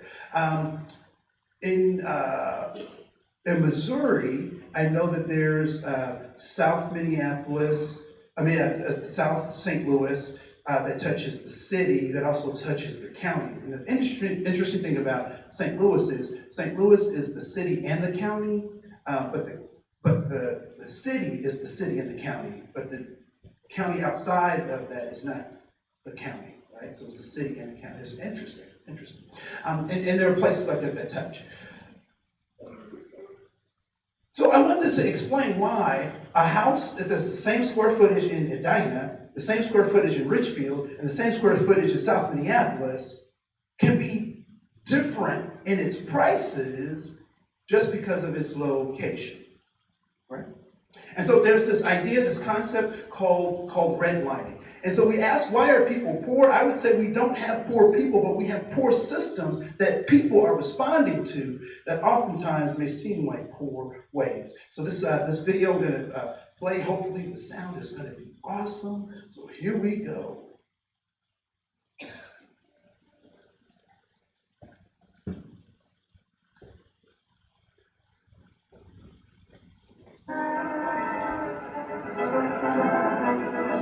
It was a time when hundreds of thousands of GIs came home ready to start families, but had no place to live. In the 1930s, the federal government created the Federal Housing Administration, whose job it was to provide loans or the backing for loans to average Americans so they could purchase a home. Federal programs and banks sank millions into the home construction industry. Their message to veterans: you can afford a new home. Buy a new home now. Tax dollars help make the single-family home a mass-produced consumer item. The American dream had a new name: suburbia.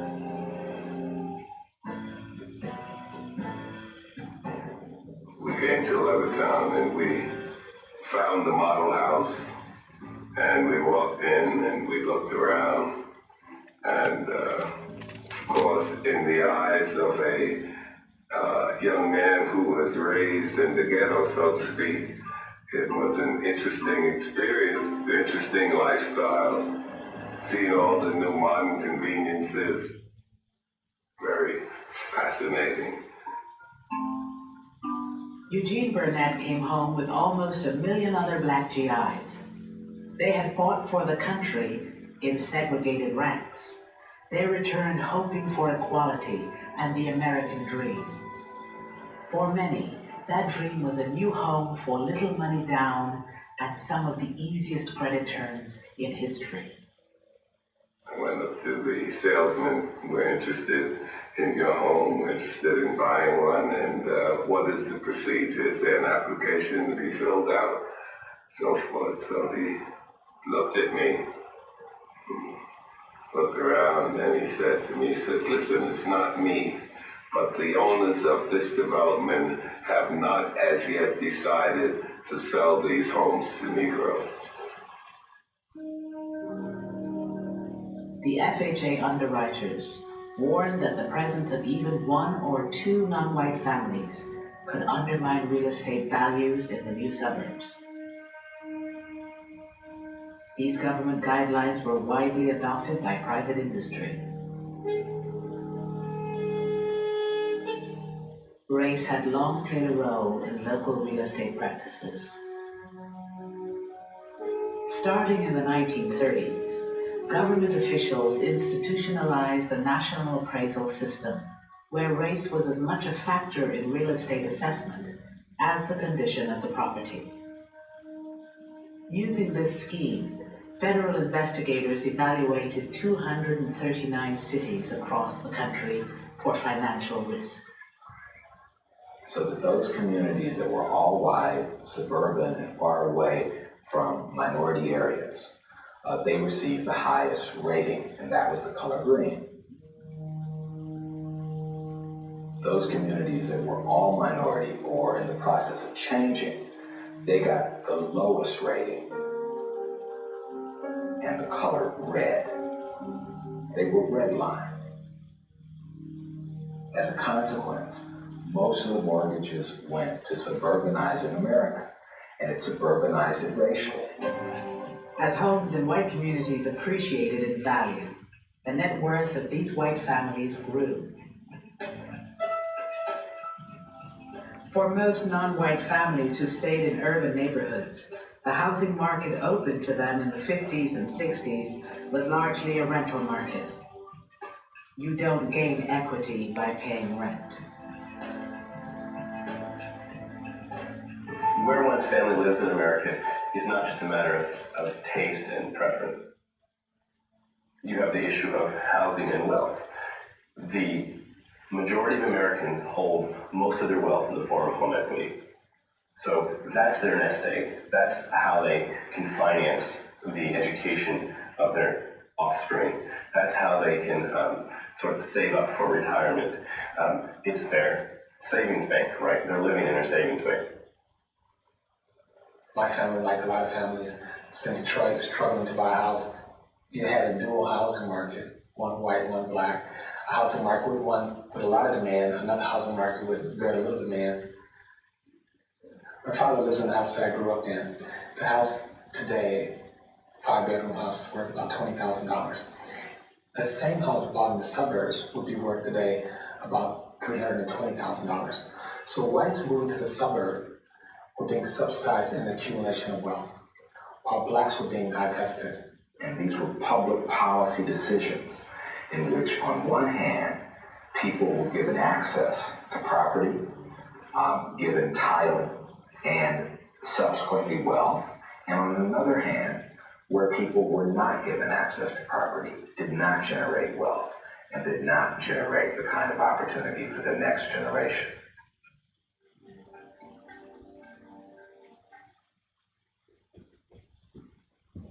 Interesting.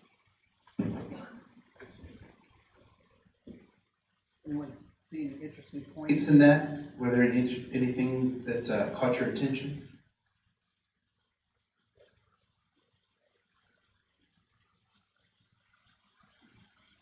Yeah.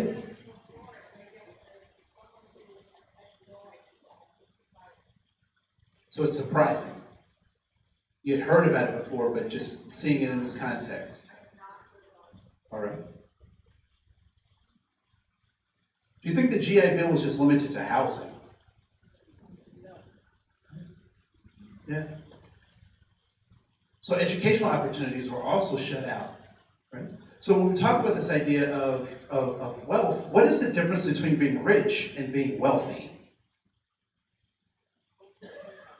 Disposable income?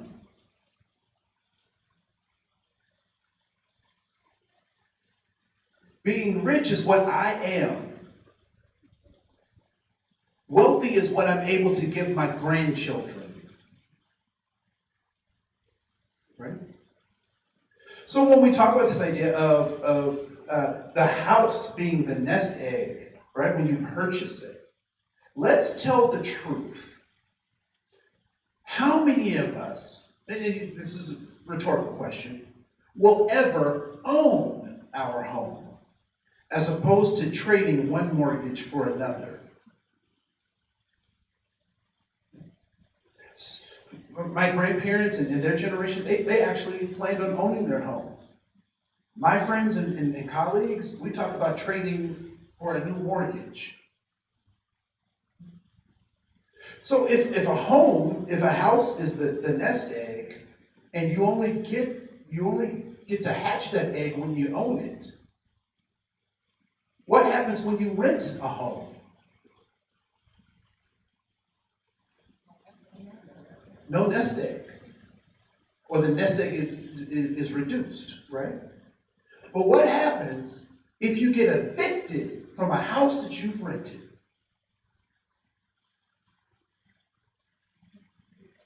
That is a scarlet letter that most folks can't come back from. And so one of the things we have to recognize is that where we live and how and the places and the spaces is extremely important, because that provides the platform by which people can develop wealth. And that poverty and wealth is both financial, but it's also spiritual. I will tell you that I had people who invested in me because they could see the wealth of opportunity. They could see the wealth of gifts that I had that I could not see myself. And so we can't limit people by what we think we see in them. It's a trick question. You don't have to answer it. It's a rhetorical question. Are there times that Goal 2 loans are inappropriate? Are there times or situations where a Goal 2 loan is inappropriate? And I would say you have to answer that question for yourself. Last thing I'll give you. Why would somebody, yes? What is a Goal 2 loan? Anyone want to explain that? So a Goal 2 loan is the secondary loan that you get after your federal financial aid is no longer, it's a market rate student loan, alternative financing, right? So it's alternative financing. Are there times that it's inappropriate? Certainly there are times when that market rate loan for student is inappropriate. Last question, I'll give this to you. Why would someone pay 23% interest on a car?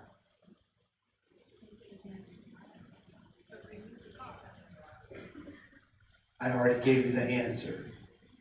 Because it will provide them safety, significance, and belonging.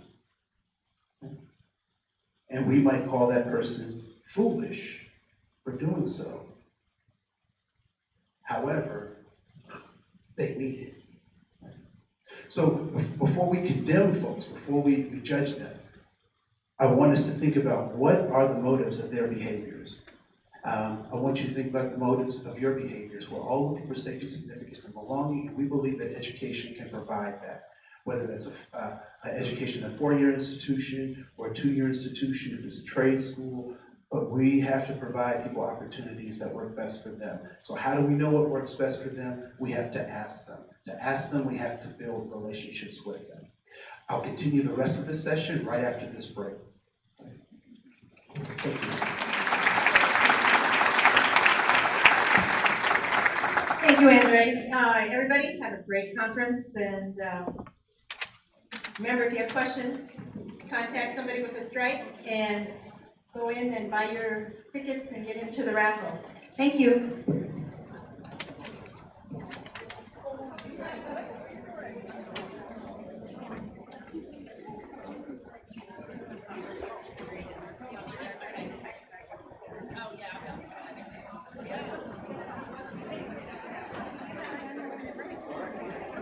That one is kind of quiet.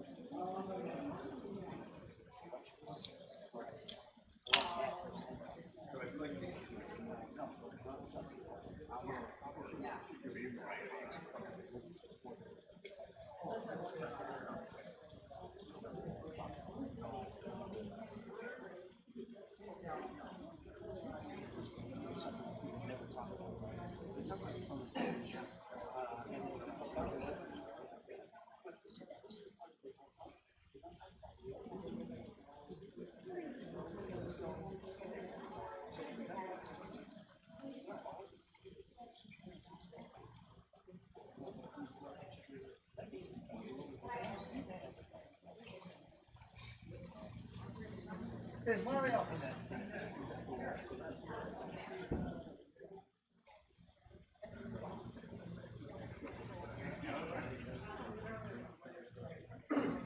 So you redid the 8 tables in the middle, right? Okay. And then all the rest of these tables I want all the crabs off and all the extra glass were picked up and you leave the two glasses and all the dirty glass. So, going.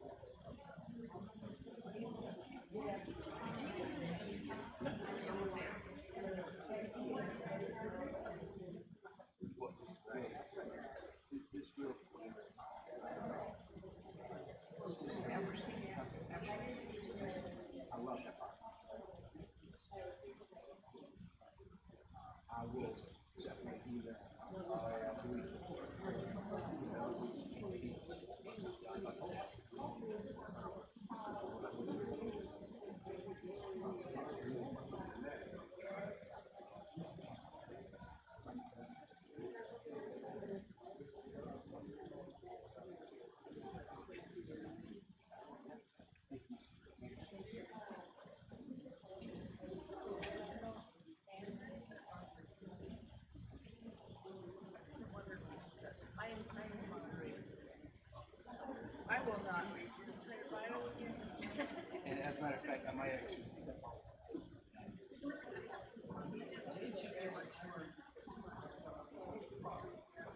Oh.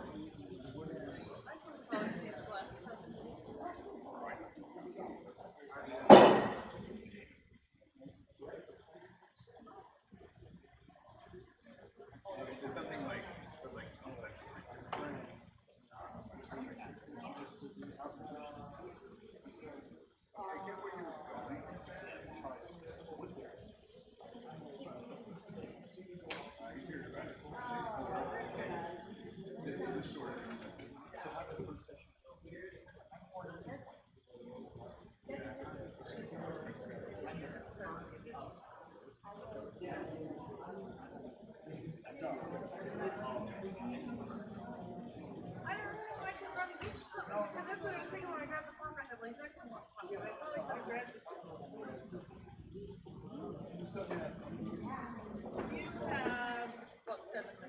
oh, no, I don't have time. No time.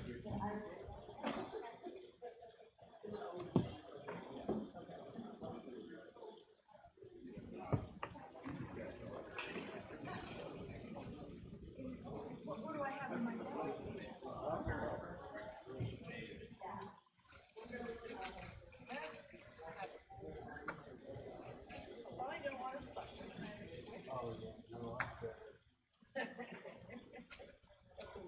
That's probably what's going on.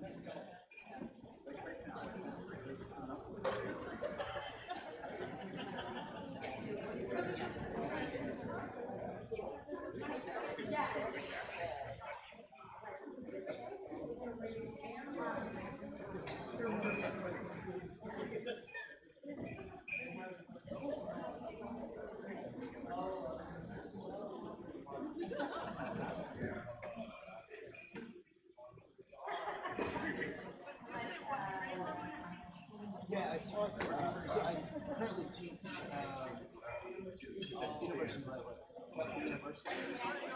So I have most of the researchers. But when I taught K-12, I taught middle school and high school. Middle school was almost killed me. High school was free. Yeah, I did elementary. It's such a tough, fifth grade second time anyway. Why would anybody want to do that? Yeah, I wouldn't want to teach a fifth grade class. I remember me in fifth grade. I was not nice to teach anyone. I was particularly that way to me. We just find out.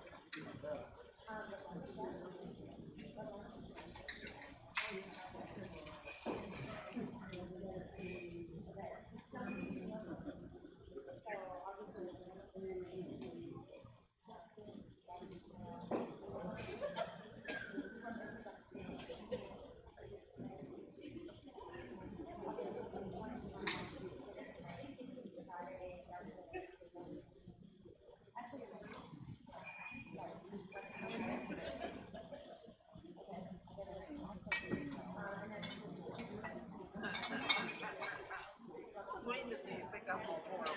Come on. There are some.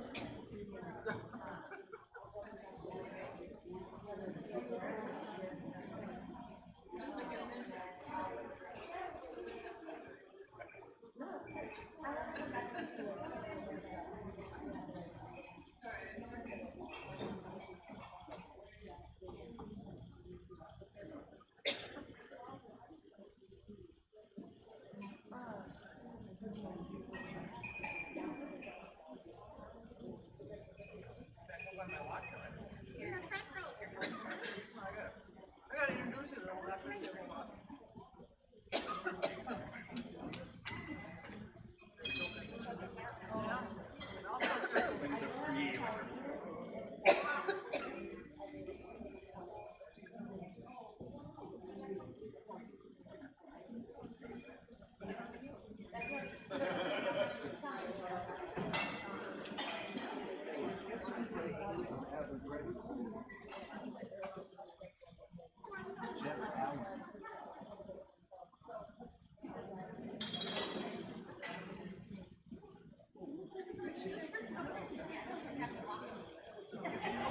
They sold the building. Hello?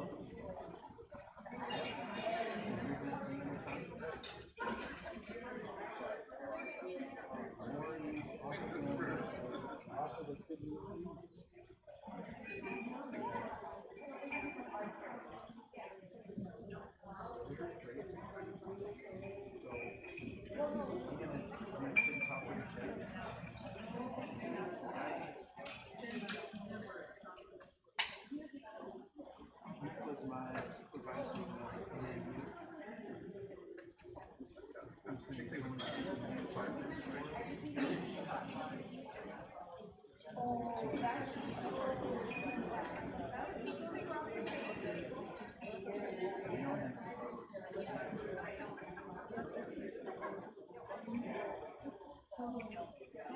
all right, well, second session.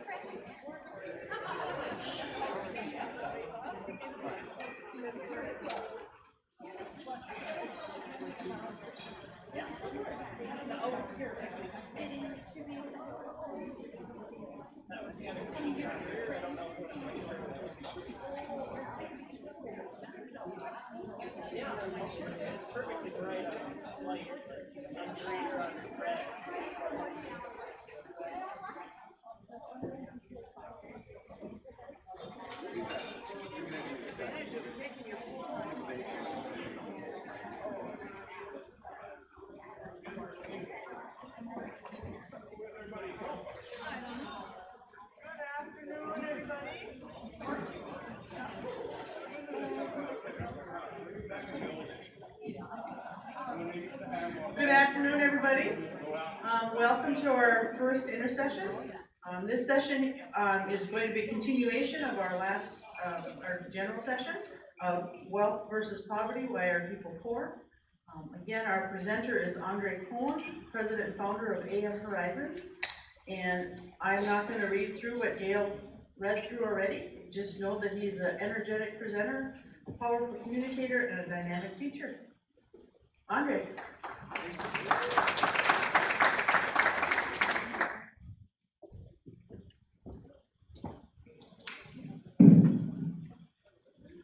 So now that we are the survivors, I presented a lot of information relatively quickly in that first session. I'll slow down just a little bit and go through some kind of key points that I at least like to leave us with. But are there any questions or comments that arose out of that plenary that folks either have a statement about or have a question about? Yes. I thought one concept that was really interesting or thought-provoking is to think in the video, which is not things we really think about all that often, but what would have been, or how would things be today at that pivotal moment in time? Things have been equal for all races. Yep. The whole concept of how could have us as a nation been shaped by that decision or something. And I would extend that because you're absolutely right. If equal access had been given at that point in time, what would we be like today, right? I'll give you one. I'll raise you one, right? I'm not, because what you do in poker, you raise, right? So lynching, right? So we had in Duluth, we had one in 1920. We had one of the last lynchings in the United States. What do you think would have happened had the people that had been lynched had life insurance?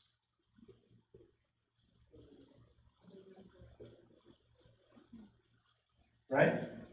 What do you think would have happened? And insurance companies would have been broke, or insurance companies would have said what? Stop killing folk! Right? It's costing us too much money. So part of it is, I like playing chess. I like chess. Anybody here play chess? Right. Okay. Anybody play checkers? Right. So chess is like checkers with a little extra beef, right? I mean, a little extra weight. The thing I like about checkers is I don't always win. I mean, chess. I don't always win chess, but I like the strategy that goes with chess because I know what all the pieces are supposed to do, right? So that helps me know. The knight can only go somewhere, and then the bishop can only do certain things, and that kind of stuff.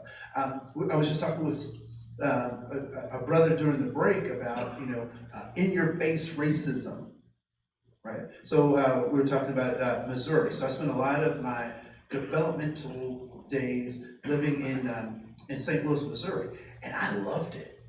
Absolutely loved it. And they were in your face races. You knew what parts of town not to go to and when to go and when not to go. And it was comforting.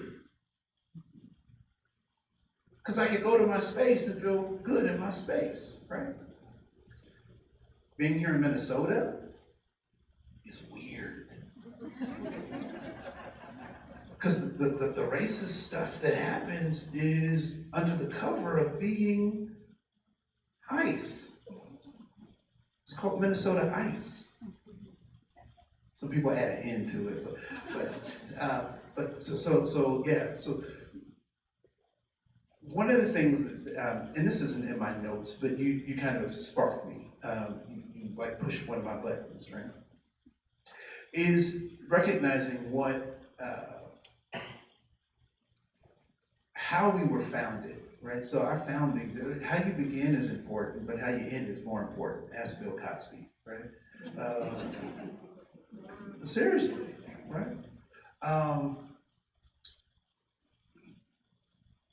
So, what was the transatlantic slave trade about? Cheap labor for what? right? For profit. If we're able to look at it with that additional lens, a lot of other stuff makes sense too. So it was not, and so undoing slavery was not just a moral imperative. It was also an economic problem, right? So the early founders of the Constitution, they recognized this problem, which is why they came up with that compromise, right? And they came up with a compromise that said that we will allow slavery in the southern states until we can actually, start.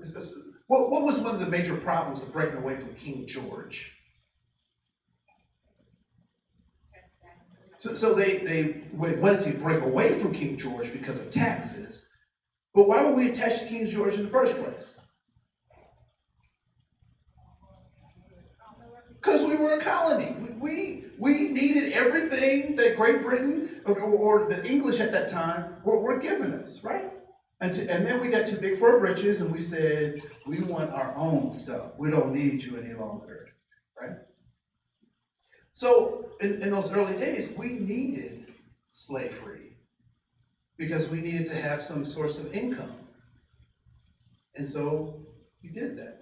Now, anybody ever worked on a project at work that was supposed to be a pilot project? Anybody ever worked on a pilot project? What happens to that pilot project? It gets put on the back burner.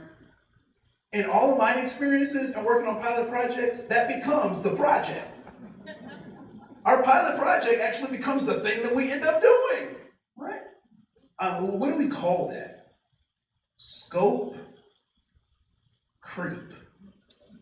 Scope creep, right? Starts before you know it, you're doing this whole big thing. So that's the first thing we have to understand. So as the system of slavery is happening, we have to also tell the truth about that particular event. Right? So who did slave owners hang out with? Other slave owners, right? They hung out with other slave owners. They went to the play with other slave owners. They had picnics with other slave owners.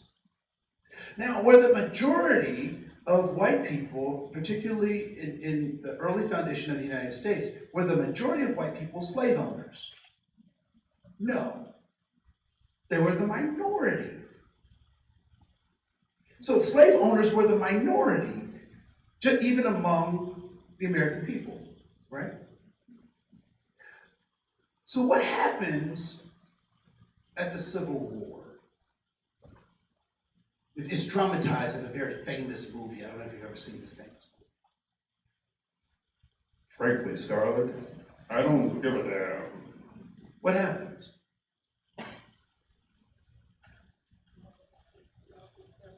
The South is decimated. There's a birth of a nation. South is decimated.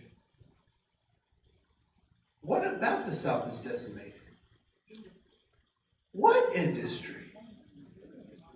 The slave industry.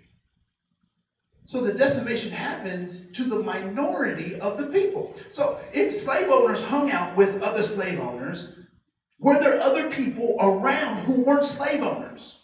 Were there other white people around who weren't slave owners? And who did they hang out with? Other people who weren't slave owners.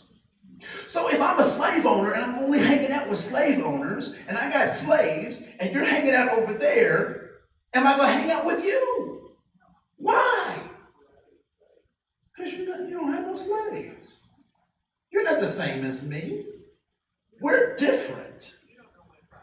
You don't know my problem. I have slaves and you have none. What was part of the deal of even having slaves? What did you also have to have? Land. You had to have land.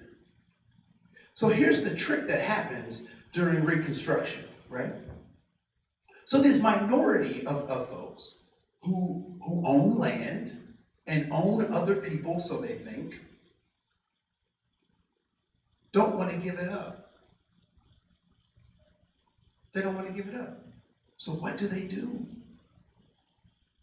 They hide. What do you mean they hide? So there's a movie, there's actually two movies. One is called The Inside Man by Spike Lee. And the other one is, what's the guy, Dempsey, who was Patrick Dempsey. And I forgot the name of the movie that he was in.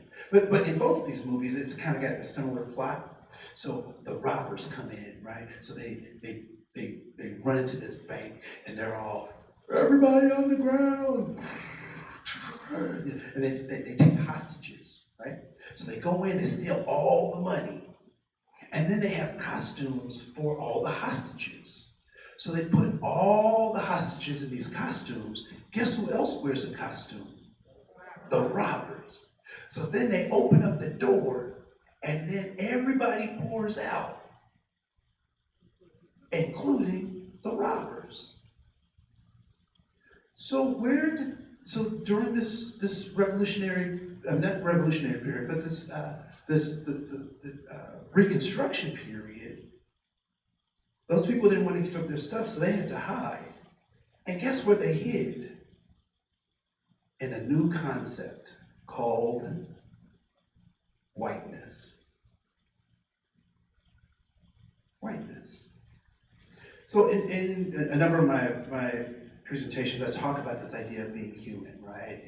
And part of the trick that the transatlantic slave trade tried to do was turn human beings into cogs. Turn human beings into cogs, right? So we know that the human, at least from my experience, that the human soul is a two-part thing. And when I taught middle school, this worked best, right? So it's a two-part thing. So it is the spirit and it is the body. And when those two things are connected, you have the soul. And I use my grandmother's death as an example. She was my favorite person on the planet. Loved my grandma. Loved her. And when she died, we had this custom in my family where we display the body. So they put my grandmother in clothes she would never wear. Her wig, that was not her wig, and that certainly was not her makeup, right? But they put her on display, and so people come and they pay their respects, right? And some people are talking to my grandmother, some people are passing notes to my grandmother, and you have that one creepy family member who wants to touch the body. And I'm like, Grandma didn't want you touching her alive, you're not gonna touch her now, right? So as we're paying respect, how does my grandmother respond? She doesn't, and I'm glad she doesn't, right? So she doesn't respond. Why? Because that's just her body. Her spirit is elsewhere. And we would have something called a repast dinner, and people would bring food, and we talk and look at pictures and tell stories about my grandmother, lies about my grandmother, all this stuff. And it would feel like my grandmother was there, right? Like her spirit was somehow present. So when those two things, when the body and the spirit get split, the body becomes a thing. That was a thing. That wasn't my grandmother, right? Likewise, when this transatlantic slave trade, part of the trick of it was to try to trick human beings to becoming things. And so I think it's, anyone ever seen Alice Haley's Roots, the first one? I don't know about the second one. I haven't seen that one. I saw the first one, it was enough for me. And if you haven't seen it, grab it. You can find it on YouTube. If you want to, it's the internet. If you want to, you can, right? But there's this one episode early in the film. Now, my parents were really interesting creatures because they like to be protected when we watch TV. My parents like to be protected. So they would tell us to do goofy stuff. So when there was something kind of, what my dad would call crass, he would say, this is crass, or something. He would tell us to close our eyes so he would be protected, right? And so they'd say, cover your eyes. This is before TiVo, right? So they'd say, cover your eyes. And so my brothers and sisters, we cover our eyes like this. So my parents felt better about what we were watching, right? So they were protected. But there's this early scene where they capture this West African young man. His name is Kunta Kinte. And many of you may know the story or be exposed to it. And they're trying to condition him for the system of slavery. And so the conditioner has this whip thing, and he hits him. And he says, "What is your name?" And the young man says, "My name is Kunta Kinte." And the conditioner says, "No, your name is Toby." Whoosh. And so this keeps happening over and over and over again. And I'm not trying to invoke or trigger anyone, but this thing plays out. And so finally, both of these men are tired, and the community is watching this, right? And Kunta Kinte is holding on to his last bit of everything. And so the last lash comes. "What is your name?" And he responds, "My name is Toby." What happened? He was now conditioned to be what? A part of this economic system, right? One question I have for you is, how are you being conditioned? How are you being conditioned out of your humanity into becoming a thing? Anyone ever seen a commercial that makes you feel good about being human? What are most commercials telling us? How horrible we are without their product, right? And it's usually, before the commercial comes, there's usually some anxiety-ridden piece of information that they're giving us, right? It's an emergency. We're in cold red. The FEMA camps are forming. There's a false flag at this place. And then the commercial comes on. Are you feeling anxiety? Are you too stressed? Right? And then they say, "Buy this and and the side effects are you'll only bleed from your left eye. Your right arm will only fall off." So all this stuff, right? So how are we being conditioned? I would suggest that we're being conditioned into not thinking about our humanity, but thinking about what we're lacking. And if I can keep you thinking about what you're lacking, I can keep selling you the stuff. Right? Should we have good stuff? I say, yeah, I want a good life. But how I define what that good life is should be up to me, my family, and my God. Right? We can't allow people to be trained to things. I was joking earlier, partly in the story, about America making me black. I actually appreciate being black because that's how I self-identify, right? Other people say African American or African American of African heritage, or cool. Describe yourself however you want to. I'm black. That's what I choose. But how will you know to call me black?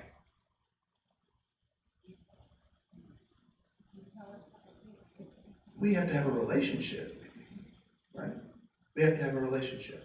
And so a lot of times when we work across, so-called cultural lines or whatever, what we haven't been willing to do is develop those relationships. And that's what it takes to develop those relationships. Because as my grandmother said, you don't give away your good stuff on the first date.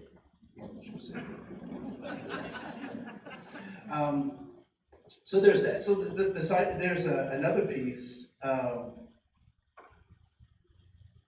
that's important for us to realize is that context is important, right? So we talked a little bit about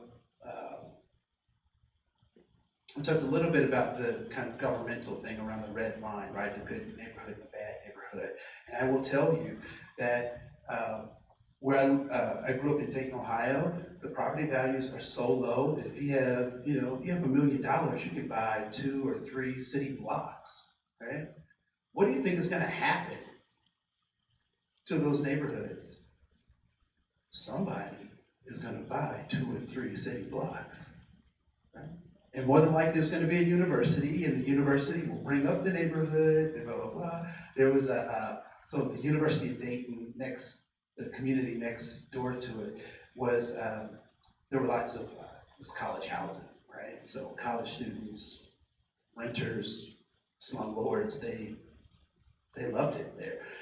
Guess what the neighborhood next to the University of Dayton was called, where the slumlords and the college students who didn't care, who were just renters, where they coexisted. The ghetto, affectionately called the ghetto, right? So, and even in those words, what is a ghetto? And when we think about when Jews moved into the East Coast and the kinds of living conditions that they were in, and then we try to transfer that over to other so-called ethnic groups, I think that's interesting use of words, right? So context is everything. And it ain't where you're from, it's where you're at, right? It ain't where you're from, it's where you're at. So when we talk about this idea of poverty and we talk about wealth, one of the things we have to recognize is that there are, there's culture is everything. Context is everything, and culture comes as a relationship to context, right? So there is a culture of wealth, and it's contextual, right? There's a culture of poverty, which is also contextual. Poverty in the United States looks very different than it does in India. Wealth in the United States looks very different here than it does in India. And I'm just using that as an example, right, to talk about the different contexts. But one of the things that we have to recognize, and I like this, anyone seen the iceberg theory of culture in terms of how that works, right? So I think it did a good job getting us going, but I think human beings are much more organic than that. And so I like to use the carrot of culture, in that there are artifacts, which are the things you can see, and there are values, which are the roots of culture that you can't necessarily see unless you really dig, right? So that's the third date stuff. Okay? So what we have to recognize is that the root and the top of the carrot have a symbiotic relationship.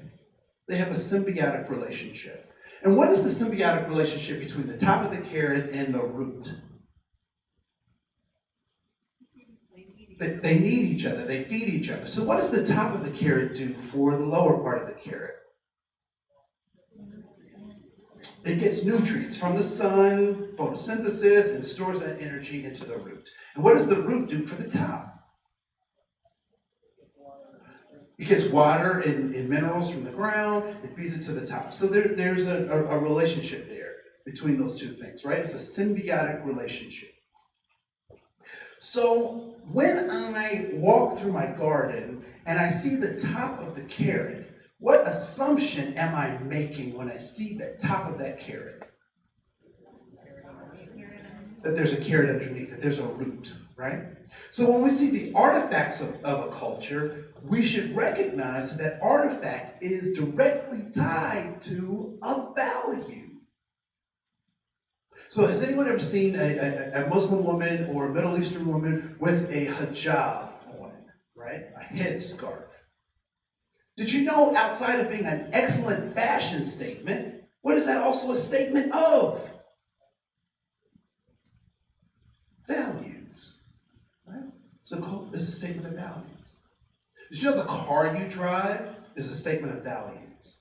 The clothes you choose to wear or not wear is a statement of values, right? It's summertime, technically, in Minnesota, right? It's over 70, so I'm surprised I don't see any flip-flops yet. No, that's a Minnesota thing. So we have to recognize that when I see an artifact, that is tied to a value.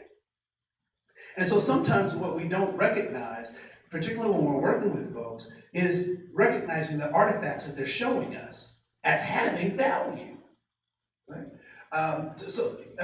Just as a throw-off comment, sometimes people will say, well, that's just what Hoosiers do, or that's just a redneck thing. Anybody ever heard somebody say something like that, right? Or that's just a ghetto thing. Well, let's back up just for a second and recognize that whatever they're doing, at least they believe that it has value. So if I want to be helpful, then I have to understand the values that they're using as those things are being enacted. The other thing, just with this, is that if the top of the carrot is cut off, then I lose my culture. I don't know what my culture is, right? And sometimes people do interesting things when they don't have a culture, they don't know their culture. They take from other people's cultures, right? And so sometimes people call that cultural appropriation. And I personally think cultural appropriation is all right. I think cultural misappropriation is wrong.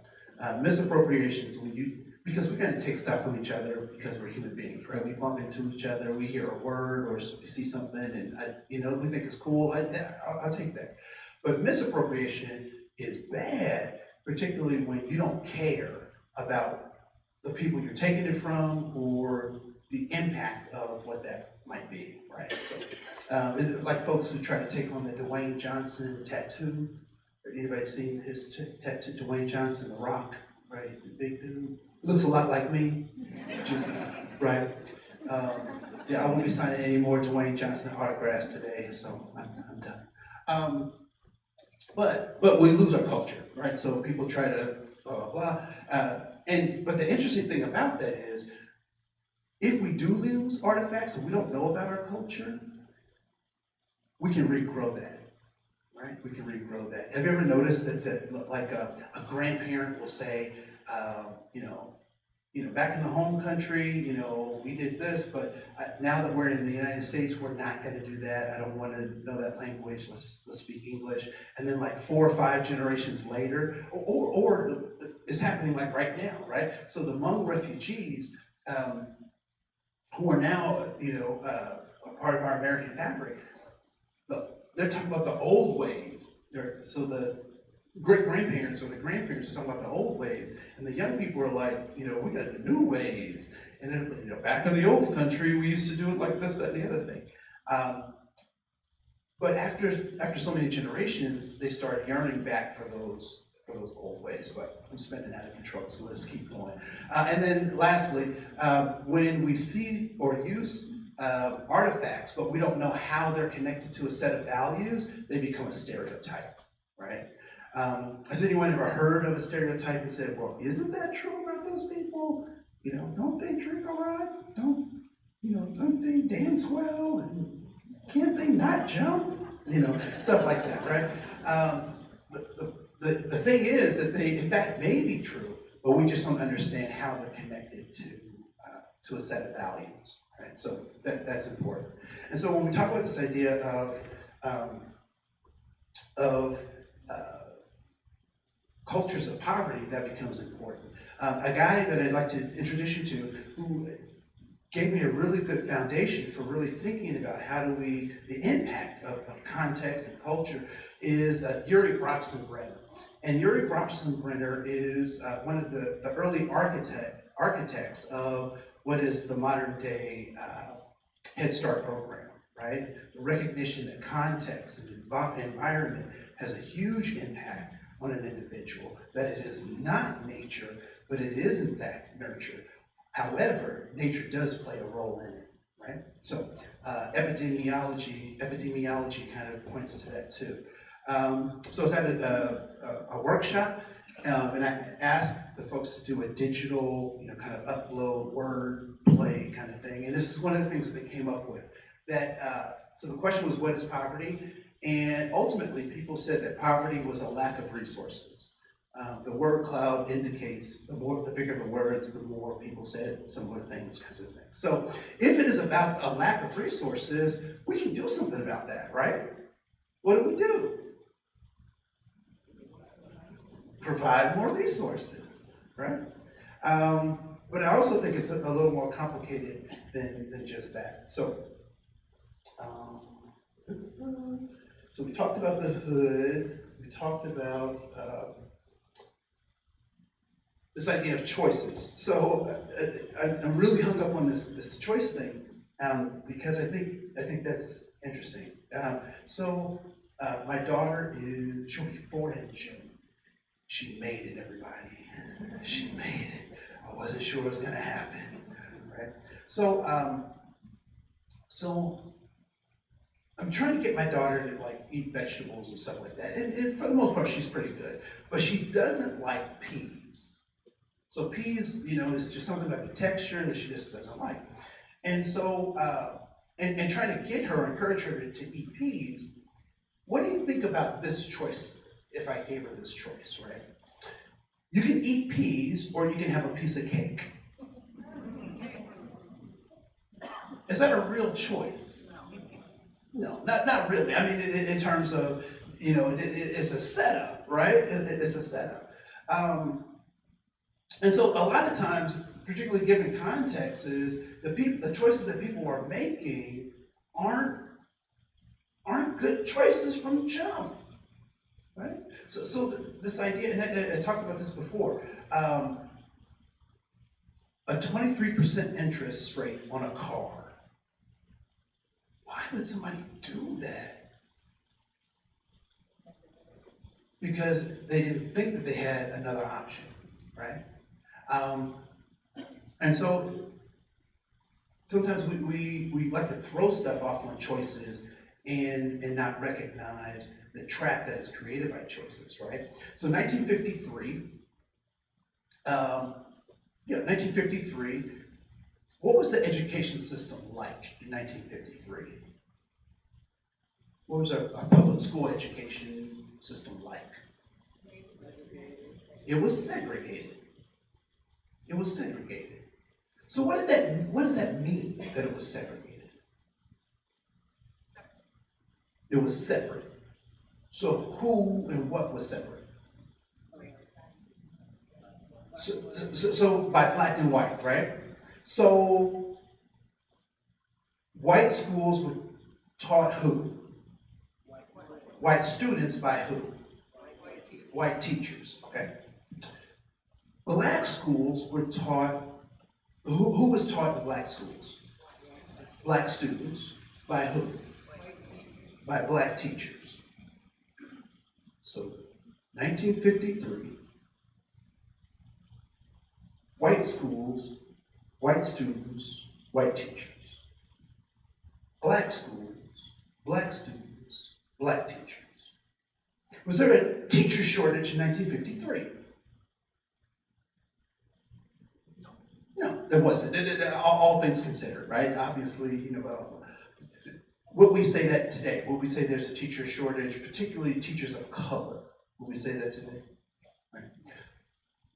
So I have a question. Because schools were segregated in 1953. 1954 came the reversal of Plessy versus Ferguson with Brown versus the Board of Education. So now let's fast forward to 1956. What do schools look like?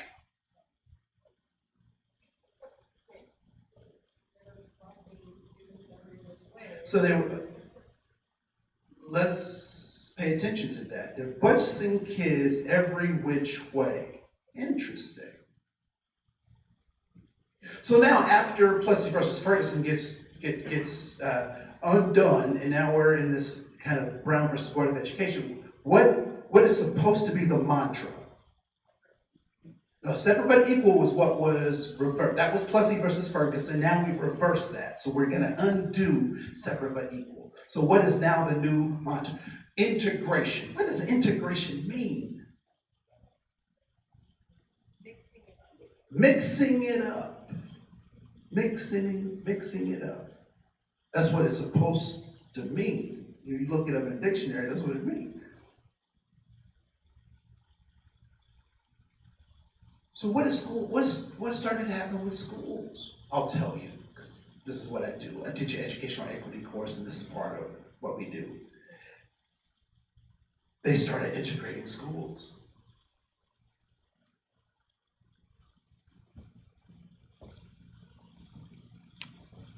Guess where they started integrating schools?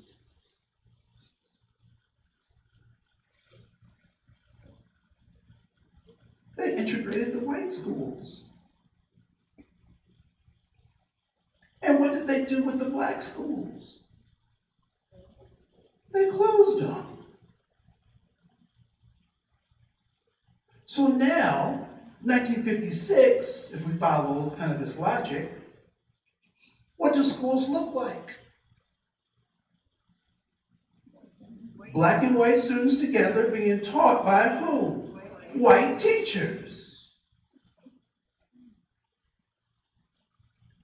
What happened to the black teachers? They just quit. Context is everything, right? Now, I love the busing thing. Love it, love it, love it. Because I was a product of busing. I was bused all over the place, right? But this is the thing that I thought was interesting about busing. Because they took all of us from the hood, bused us to the good neighborhood, and took the good kids from the good neighborhood and bused them to another good neighborhood. And then in the case of St. Louis, they ran out of white people to bus. Why? Because they went to private schools. They went to private schools. And so we end up saying that desegregation didn't work. No, desegregation worked. You talk about closing the achievement gap? They closed that sucker with integration. We closed it. But we didn't want to tell the truth about what was really going on with us. And oftentimes when we talk about poverty and wealth, it is a mask for something else, which is the fact that we are all racist. Every last one of us. So people say, well, Andre, I don't know. I don't think I can, I don't know that I can be racist. I've been told that only those people can be racist, and so I must be noble because I can't be racist. So this is the logic that I use to help those people. How many of you would consider yourself to be a capitalist? Raise your hand if you are a capitalist. Okay, maybe some of you don't know what that means, okay? So a capitalist is a person who operates in a capitalist system, right? Raise your hand if you use money to buy and sell goods and services. You are a capitalist, right? So in capitalism, what is the tool that we use in the United States as part of our capitalistic society? What is the tool called to trade goods and services? It's called money. And what's the proper name for it? The United States dollar, right? So we use the United States dollar, USD.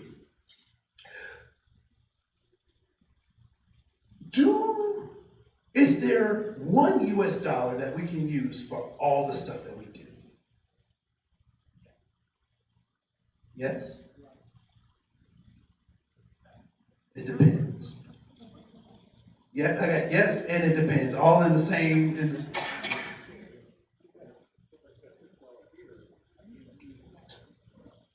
Right. So if you use the dollar here, you can't use it other places.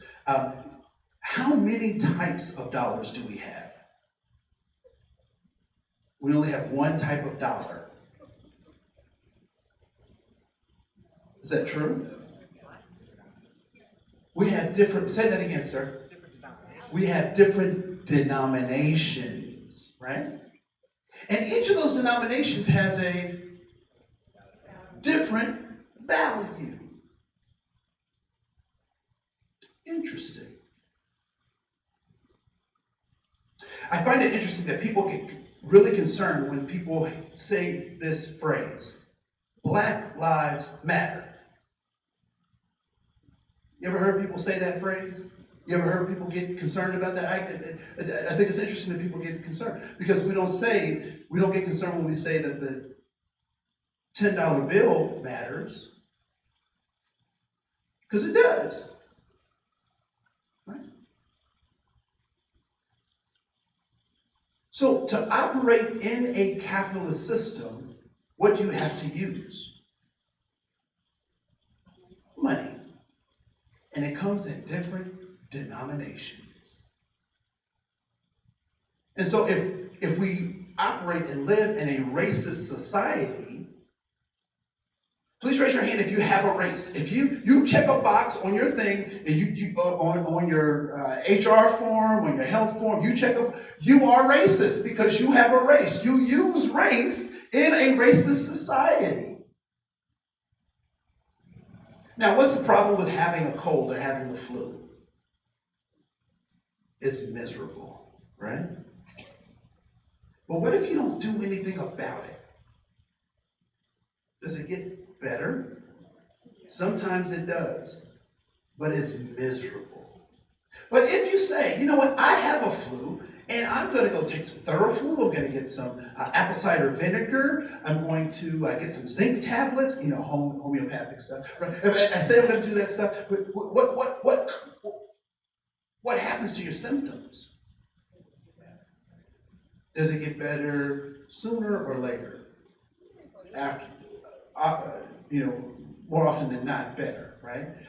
Later, I mean, like now, right? Even if it's just a placebo, right? Make you think you're getting better. So being racist isn't a problem. It's an acknowledgement. It's an acknowledgement that you have to ask yourself, what am I going to do with that? Because we try to, I will tell you that I imagine that, anyone hear about that Starbucks incident, right? I would imagine that the person, now this is funny. So I'm from Dayton, Ohio, right? So the store manager that called the police on these guys was from Dayton. And Dayton was proud to say, she's from Dayton, Ohio. I was just like, I wouldn't have told anybody. That's not the kind of refuge, right? But I would imagine if asked, young lady, are you racist? I'd imagine that she would say, no. You know why? Because she's mastered racism and other stuff. It's mastered other things. There's this idea, this concept called intersectionality. I don't know if people have heard of that. It's this idea that oppression happens in more than one way to folks, right? So, and it's different for your different intersections, right? So if I'm, not that I am, but if I were Hispanic and I was a woman, being a Hispanic woman is different than being an African American woman or a white woman, right? So that's different. And do folks have their smartphones? Do you have smartphones out? Grab it. If you have a smartphone, but even if you have a dumb phone, you can grab that too. But if you have one of those smartphones, grab it, because I want you to look at something for me for just a second, right?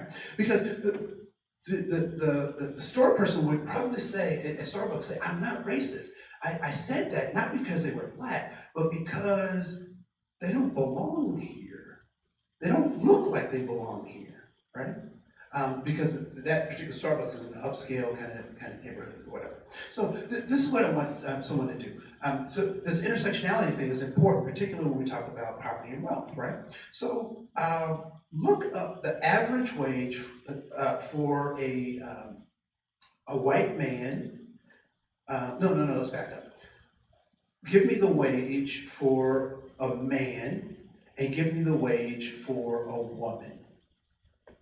So what is the wage for a man and a wage for a woman?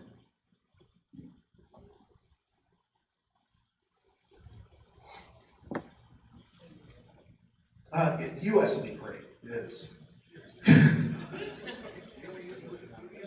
You can use Wikipedia. This isn't science. I mean, it isn't. So what's the male wage? Male wage is $1. And what's the female wage? 79 cents. Interesting.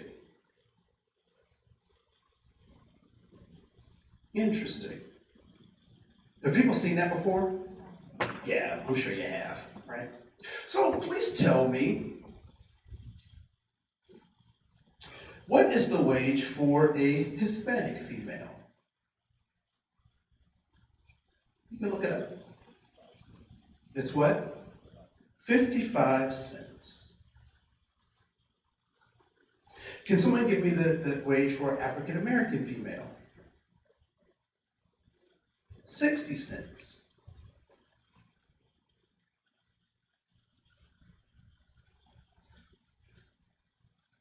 Can somebody give me the wage for an Asian female?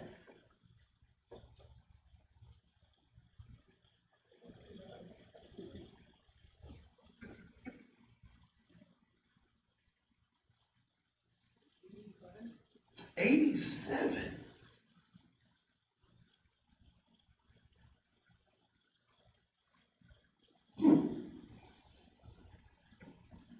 How about a Hispanic male?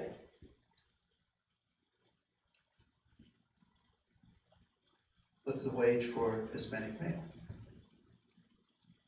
What was that? 69, okay.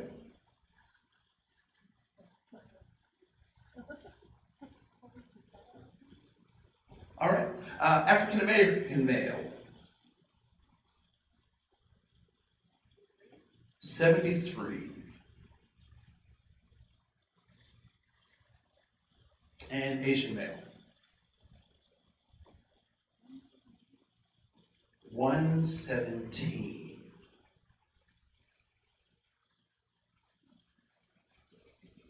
And what was the source for that? Just Pew Research. All right, so they're pretty reputable, right? What does this tell you?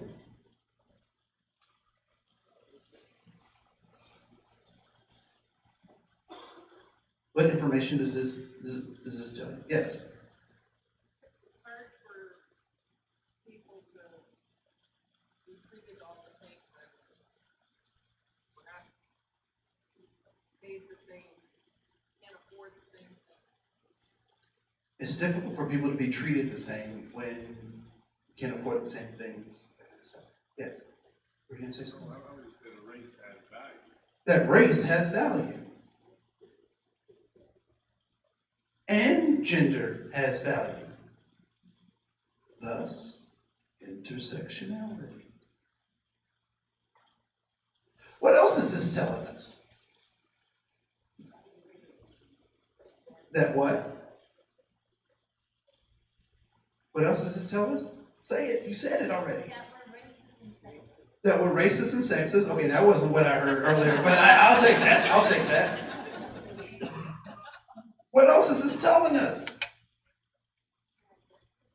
We have work to do.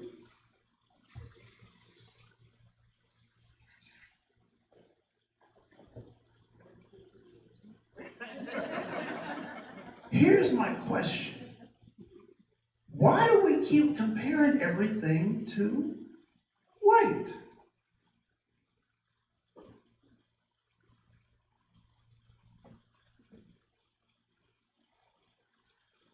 I don't have an answer to that.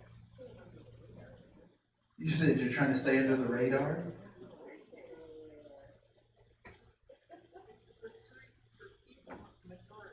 It's the perceived majority. I think it's interesting that that all these other groups numerically are more than the default group, but we call them minorities. That's so funny to me. I just cracked up when I hear that. Why do we have school shootings? Who's shooting? White boys. Why? They're recognizing the truth. What's the truth? The truth is that they think and they're taught this is what they're supposed to get. But this is only what they're getting. And those who are getting this aren't in the same categories of those who are doing the shooting.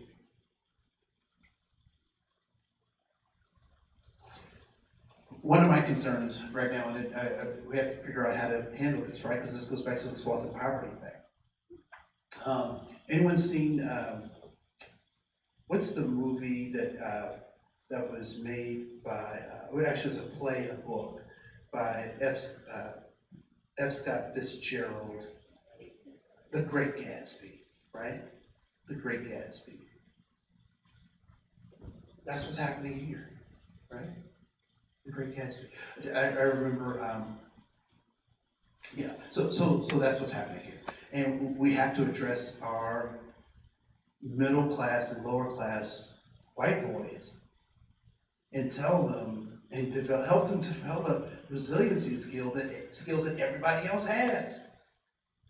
When they talk about those school shootings, what we have to recognize is that there are lots of other things at play. I only have a couple of minutes left, so I'm going to kind of go through these slides. You have access to this stuff. We have to understand the neo-Nazis and the alt-right. What are they after? Safety, significance, and belonging. Just like who? Everybody else. What's our problem with that? With those neo-Nazis and that alt-right? Their methods, right?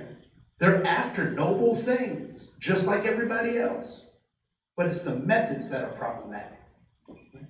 Why do kids join gangs? What is allophilia? Allophilia is this positive regard for the other. And somehow we've lost that. We've lost this positive regard for the other. I'm at a stage in my life, I'm 47 years old, and I am about being effective because I already know that I'm right. How much time do you spend trying to convince someone that you're right? I don't have time for that. I know I'm right, but I just need to be effective. So how do I create an environment where I can be effective? When we talk about poverty, what we really should be talking about is inequity, the system of inequity. People are not poor. People are not in poverty. We have systems of inequity. And so poverty, when we talk about it, it puts the onus on the people and says that they have bad choices, when in fact it is a system that doesn't allow that to happen. There's a couple of videos. Again, you can look that up. This idea of whiteness, historical trauma, and the worldview of what wealth is, the accumulation of things. What we're also facing is this eviction crisis. And if we don't pay attention to this, we will pay now or we'll pay later. Right? So there are hundreds and thousands of people who are becoming homeless because of evictions. So we have to figure out other ways. And why do people get evicted? Because they don't have the money to pay. If they had the money to pay, they would pay. Right? So we have to figure out, how do we circumvent this? Because once you get an unlawful detainer on your person, on your name, it is almost impossible to get that off, or it takes such a long time that it's detrimental. The last thing, so blah, blah, blah, you can read that on your own. Oh, the other thing is networks. And so how do we get people out of these systems of inequity? We have to increase people's access to networks, right? So networks equals net worth. How did you find your first job? Right? You don't have to answer that question, but I want you to think about it. How did you find your first job? How did you find your partner? How do you find out about great dining spots? How did you learn about money and banking? So what is your net worth? How are your networks important? And how do networks increase people's ability? The best thing my parents ever did was to put me in the hands of people who gave me things that my parents never could.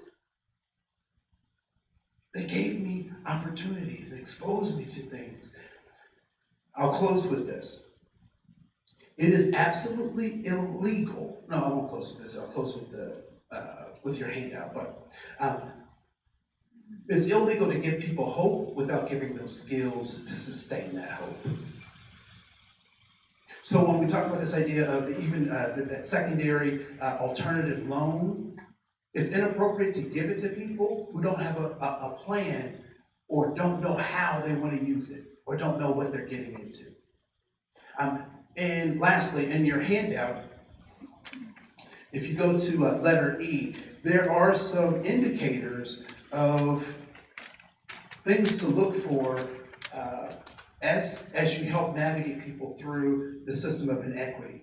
One is looking at the things that they value. How are they trying to get safety, significance, and belonging? With people in poverty, they get their most prized possessions are family members, right?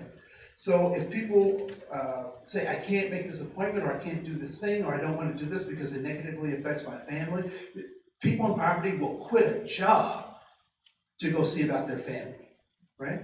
Because that's their most prized possession. In middle class, it's things, and in people in wealth, it is uniqueness, right? That one-of-a-kind dress or bag or so forth and so on. People in poverty, money is to be spent. In the middle class, it is to be saved, and the wealth invest their money, right? And you can look at those other pieces of things, because they'll give you some clues, some context clues as to where people are operating from, and how you can move from one mindset to another, or be in several at the same time.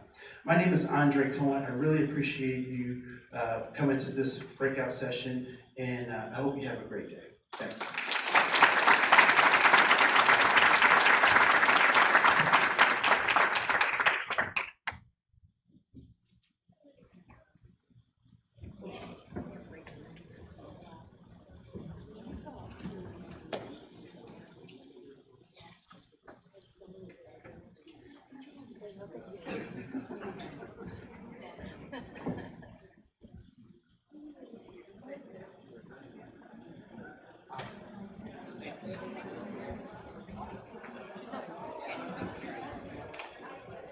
Nothing weird happened, right?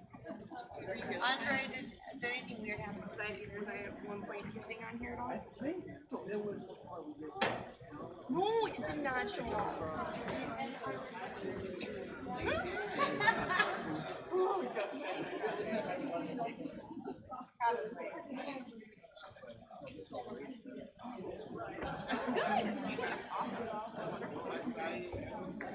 You're teaching at Bethel? I didn't have the program. I have a class in my communication.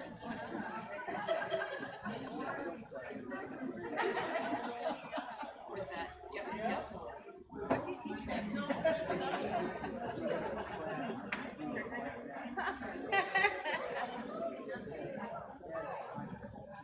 They did? Pop quiz every Friday. I had a case, like a black case.